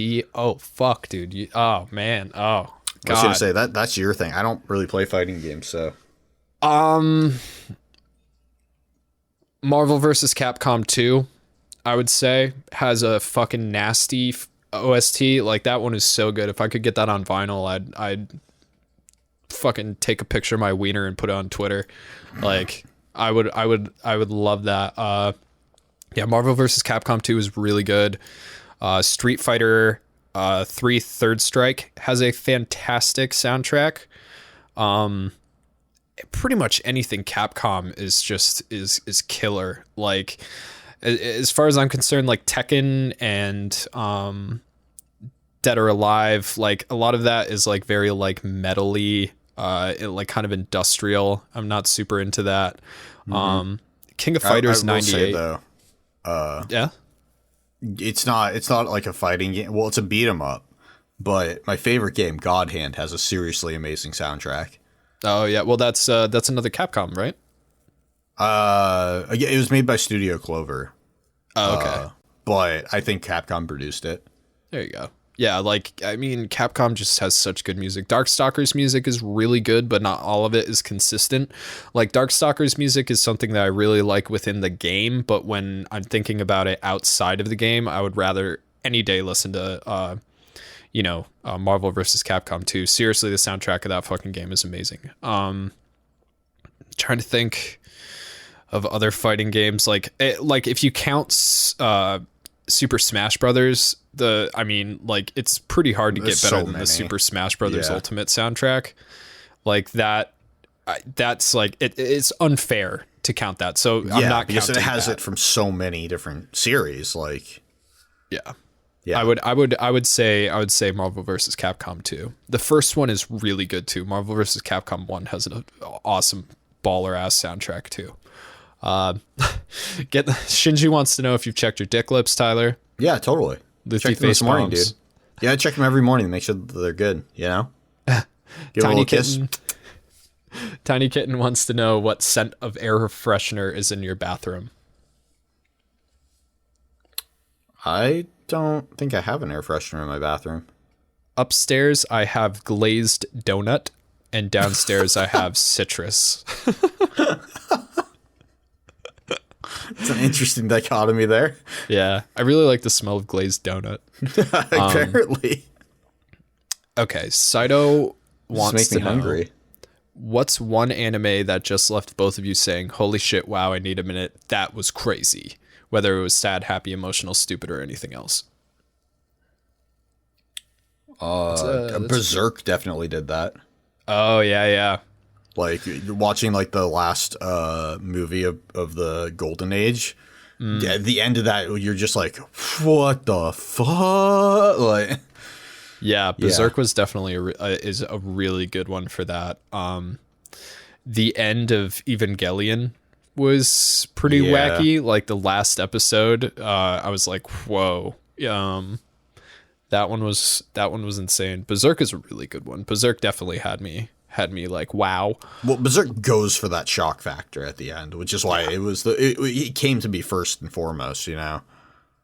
Yeah. And also Paprika. Ooh, Paprika's another good one too. Yeah, Paprika was... Mind Game was also just like... Yeah. That entire... not even at the end, just all the way through it. I'm just like, I need a break. For sure. Yeah. Those movies, yeah, and shows. I'm trying to think of like one that's more obscure, but I really can't come up with something like right off the top of my head at this exact second. Yeah, I would say the end of the last episode of Evangelion and Paprika for me. And Tyler, you said Berserk. Berserk would have been one for me to choose as well. Mm-hmm. In any of the Arutsuki Doji films. Yeah. Literally any of them are, you literally at the end of them say, holy shit, wow, I need a minute. That was crazy. Yeah, dude. I'm sorry, did Hitler just have like a fucking female orgasm machine? What? A giant UFO saucer dildo fuck machine? Yeah. I love it. Okay. We got a couple more. Jan Bartles.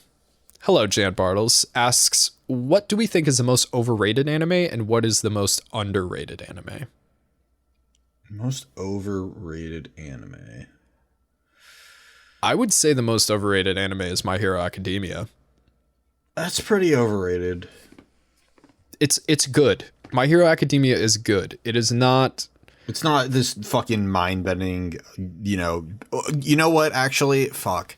I like it a lot too. Like, Demon Slayer is very good, but it's not fucking anime of the decade or whatever it got voted. That's another one that's definitely overrated. Yeah. Demon Slayer's wicked overrated. Dr. Stone was better than Demon Slayer. Yeah, I think I'd agree with that.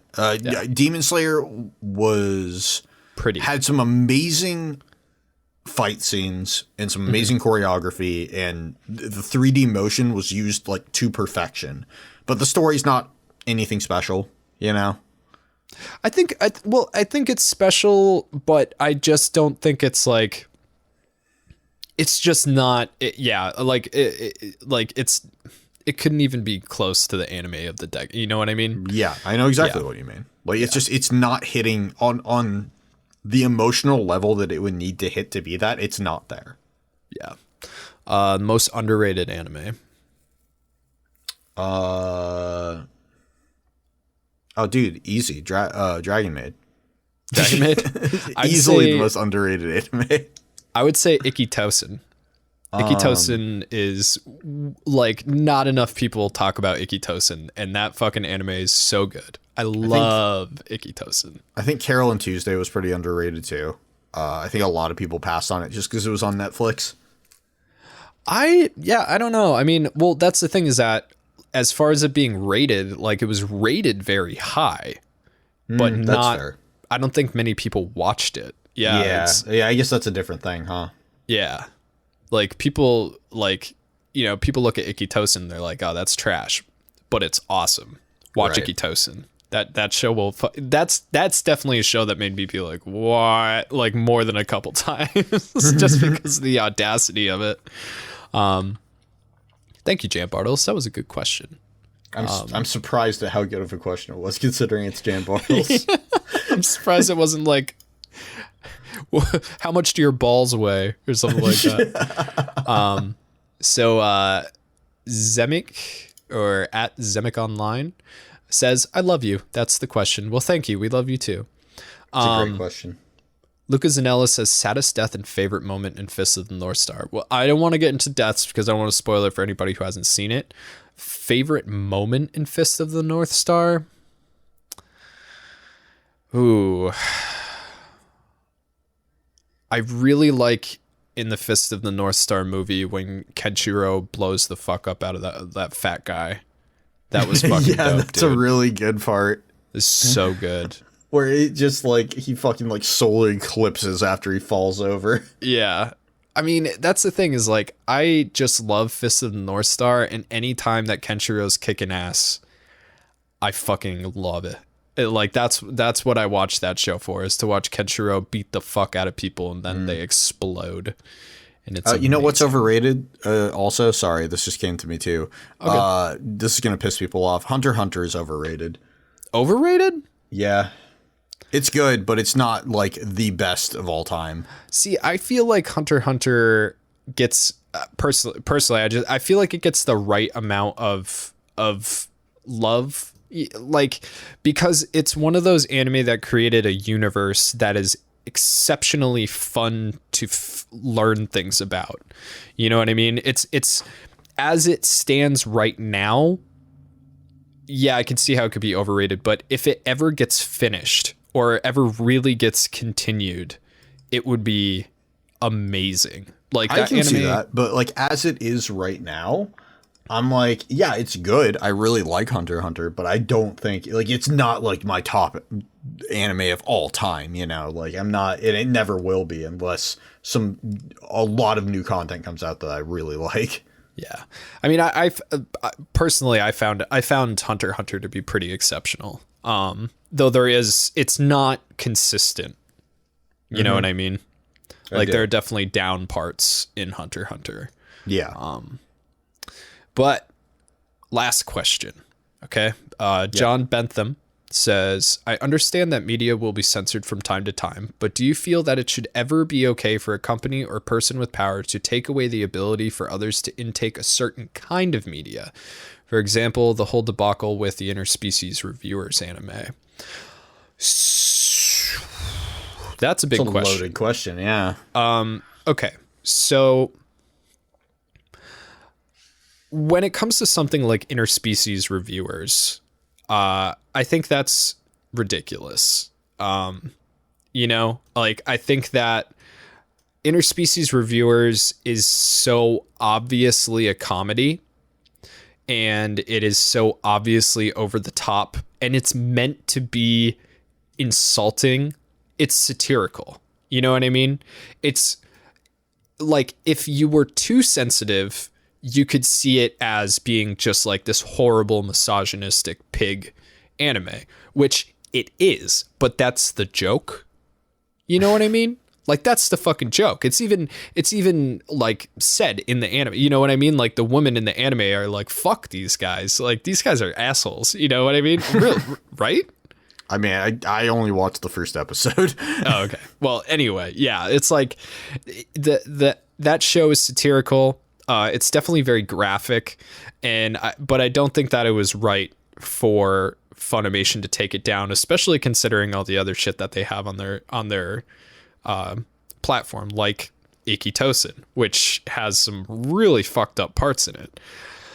Now, yeah, it's a hard question because, like, on one hand, these platforms are not public platforms, you know. They do have the ability to decide what they want or do want on their platform, same as, you know, any other streaming platform like YouTube. And we can agree or disagree with them all we want, but it's still that company's decision, and I kind of agree that the company should be able to decide what they want, you know, on their platform. It's almost like we should be able to decide what's on our channel, you know? And I would be upset if somebody was like, well, you have to cover this because it's anime. And I'm like, well, no, I don't want to cover that. Even if you like it, that doesn't mean I necessarily want to cover it. yeah. You know what I mean? So when you make it more personal, I can see it more. Yeah, it's it's a hard question to answer, right? Because if you were to ask me, right? So like if it was my company, say I owned YouTube. Sure. We can all dream. Yeah. Basically, as far as I was concerned, I mean, more or less anything would go. Same thing with Twitter and, Reddit and stuff like that. But I would have limits.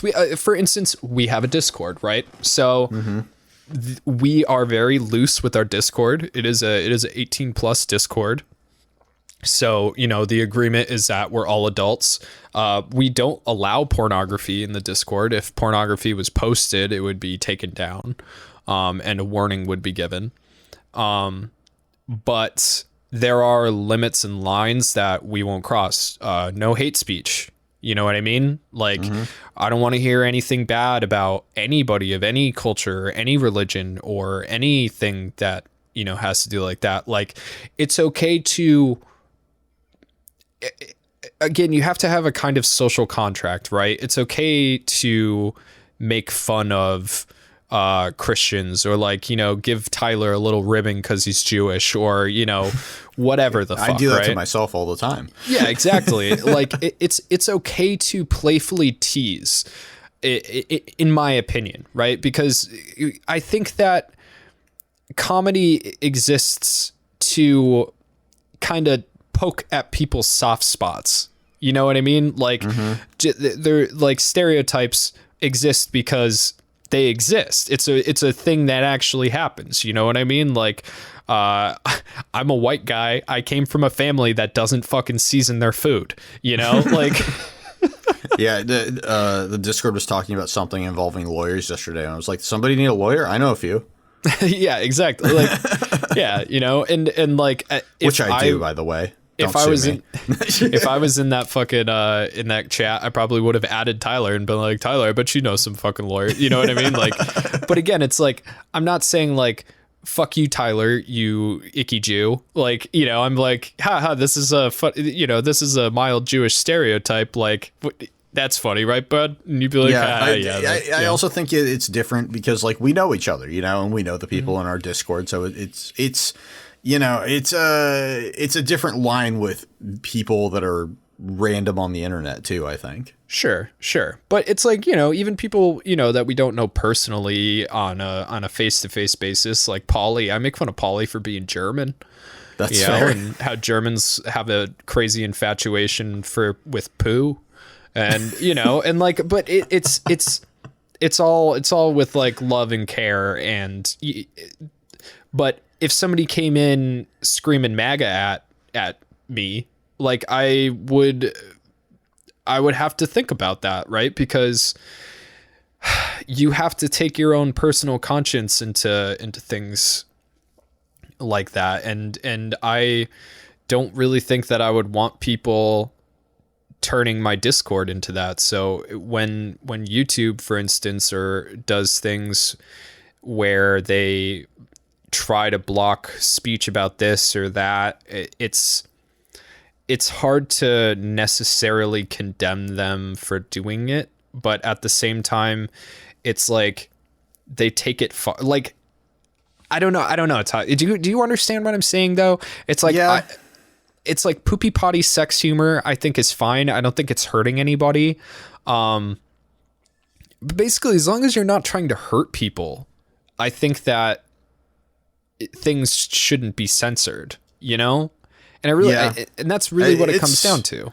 It's rough, man, because like, especially in the times that we live in now, people are going to get hurt by a lot of things like that you don't mean to hurt people with. Yeah. Yeah. So it's such a hard line because we like to toe that line. But we also really care about the people who watch our stuff and we don't want them to be upset. Yeah. So it's a very hard line. Like we had somebody message us about our domestic girlfriend video where like that video was a fucking joke, Yeah, the show's like a joke. Yeah, the show is a fucking joke. The video's a joke. But we had somebody message us on Twitter talking about how like they were really upset and they were unsubscribing because they work in the They work with victims of they work with victims abuse. of abuse and specifically incest, and you know, it's really traumatizing for her to see us joking about that. And you know, I responded to her, and I was like, you know, I'm really sorry that we hurt you. You know, I didn't know those statistics, and that's really good to know for the future in case it ever comes up again, because it's anime, and it will. Even though we weren't actually talking about real. And then I explained the show a little bit more, and I was like, you know, the show is basically a joke on incest at all, because it's not actually incest. You know, they're not actually related. It's just like, oh, well, now they're family. Like, they literally move in the day after they meet each other, and then they're suddenly family. So now it's not okay. And I believe the way that Japanese schools work, I believe they're all 18. So there wasn't, like, when you're... they're not. I checked. Oh, really? Well, in middle school, like, your last year of middle school in Japan, you're 15, 16. So if you're, like, a senior in high school, I think you're already over 18. But again, I don't know. But well, at least in the manga, Natsu, what's his name? Natsuo? Natsuo? Yeah, something like that. I don't know. Yeah. Well, he's the least important part. Yeah, I was gonna say Hina and Ryu are the important ones, but he's underage for sure. He's like 16. Oh, okay. All right. But yeah. So. Should it ever be okay for a company person with power to take away the ability for others to intake a certain kind of media?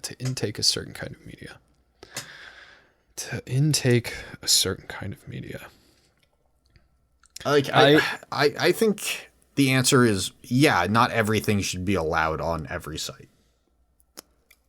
Yeah, I guess. I mean, so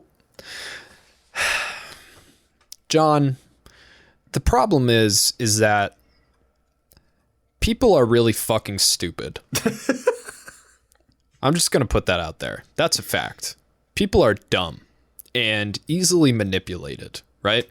So I can watch a 2-hour video made by some Nazi talking about how all the reasons that, like, Jews and black people and, you know, Islamic people are terrible and all of this stuff, and look at it and listen to it and understand that this is a man or a woman who is full of hate, and be like, obvious, you know, this is wrong, but I'm looking at it to educate myself on why these people think these things, right? And then not immediately adopt that or ever adopt that viewpoint, right? Mm-hmm. But there's a lot of people in this world that will see that and be like, oh, that makes sense because this guy is yelling. So, you know, he must be smart. Well, and there's also like the thoughts that, like, you know, for example, on YouTube, you know, if you see something like that, you know, that shit can come across somebody who's 12 years old, you know, who it's not their fault that they're not old enough. The YouTube algorithm is not a perfect thing by any means. And, you know, they somehow get on there and suddenly they're listening to the shit that, like, you know, no 12-year-old should have to listen to. And the thing is, like, if especially for young people, you know, if you're young and angry or just young and impressionable and you find something like that, it becomes very easy for you to then find a forum with other people like that, adults. Right. And you're not smart enough to question things. Yeah. And then it becomes an echo chamber and you get tunnel vision and you start seeing all of these things circle around and around and around and around until you truly, truly, truly believe it. And it can happen with anything. And that's part of the problem with, like, media in general right now, is that as normal American citizens or normal citizens of the world, it's very difficult for us right now to form educated opinions because there is no or very little quote unquote legitimate sources of information. Everything has a spin, everything has a bias, everything has an opinion attached to it, and opinions are not facts. So we are now forced to gather up as many opinions as possible and then try and make an informed decision with no data other than majority rules, basically. And, you know, majority rules doesn't work in all situations. Like, democracy is amazing, but it doesn't work in a mental institution. You know what I mean? It doesn't, and with, you know, again, I'm going to go back to the fact that, like, a lot of people are not, they're very impressionable, and it's very difficult to, it can work on the left, it can work on the right. You know, and if you stay in the middle, then you're just the douchebag centrist. So there's really no good way to be in this world, and there's nothing you can do to not get attacked on the internet if you have any kind of opinion about anything. You know, you can't even make satire anymore. It's so when it comes to that, it's almost I know I'm talking to myself in circles, but it almost comes to the point where, yeah, maybe censorship is fucking pointless. I mean, here's the thing, right? It's the same as anything else. It's a gray area. Yeah. You know? We can talk about it forever because we have a lot of opinions on censorship as people who get censored and hate it. But I also can understand it. Yeah. But it's like when it's your shit and you're like, why would you censor this? Because your opinion and your perspective is this is totally fine. So it's a difficult topic for us. For us, though, it's never our opinions. It's our fucking humor. You know what I mean? Yeah. Well, yes and no. Our most recent form of censorship was not our humor. What was it? Afro Samurai, dude. Yeah, that's true. That was that was a humanitarian stance taken as a political message. Yep. So, yeah, I don't know. Yeah, it's hard to. Well, we've talked around this for about 15 minutes, so I think you have an idea of where we stand on it, and it's not one way or the other, but somewhere in the middle, basically. Yeah, basically, do I think it's right? It doesn't feel right, but sometimes it does feel necessary. I think is the way subjective. To put it. Do I think they should have taken interspecies reviewers away? No. Nah, dude, they should be broadcasting that in doctors' offices. Yeah, but is what it is. So thank you though for the very good question, man. We sat on that one for a long time. That was a real chewer. Yeah, it was a real chewy question, dude. That was a good one. So anyway, guys, thank you so much for listening. Tyler has some very excellent information for you. I got it this time. I'm ready. It's going to be very important. So Tyler, where can these kind, delightful listeners follow us on Twitter? It's at Bonsai_pop. How about on Instagram? At Bonsai_pop. What about sending us a Gmail? That is bonsaipopteam@gmail.com. How can they follow us on twitch.tv? It's twitch.tv, as Mike said, /bonsai, yet again, _pop. And where can they find us on Patreon? Patreon.com/bonsaipop. And last but not least, our most important YouTube channel. YouTube.com/bonsaipop. That's right. And I would like to send a special shout out to our super lucky patron of the week, Varianus. Thank you so much for being our delightful, excellent, attractive patron. And our Super Saiyan God of this podcast is the sushiest of sushi, my dude, who also has a podcast that I should plug, but I can't remember what. Tyler, what's the name of this podcast? I don't fucking know. Okay, we're just gonna end this podcast. Hey, thank you guys so much for listening. Bye, everybody. Sorry, Sushi. Bye.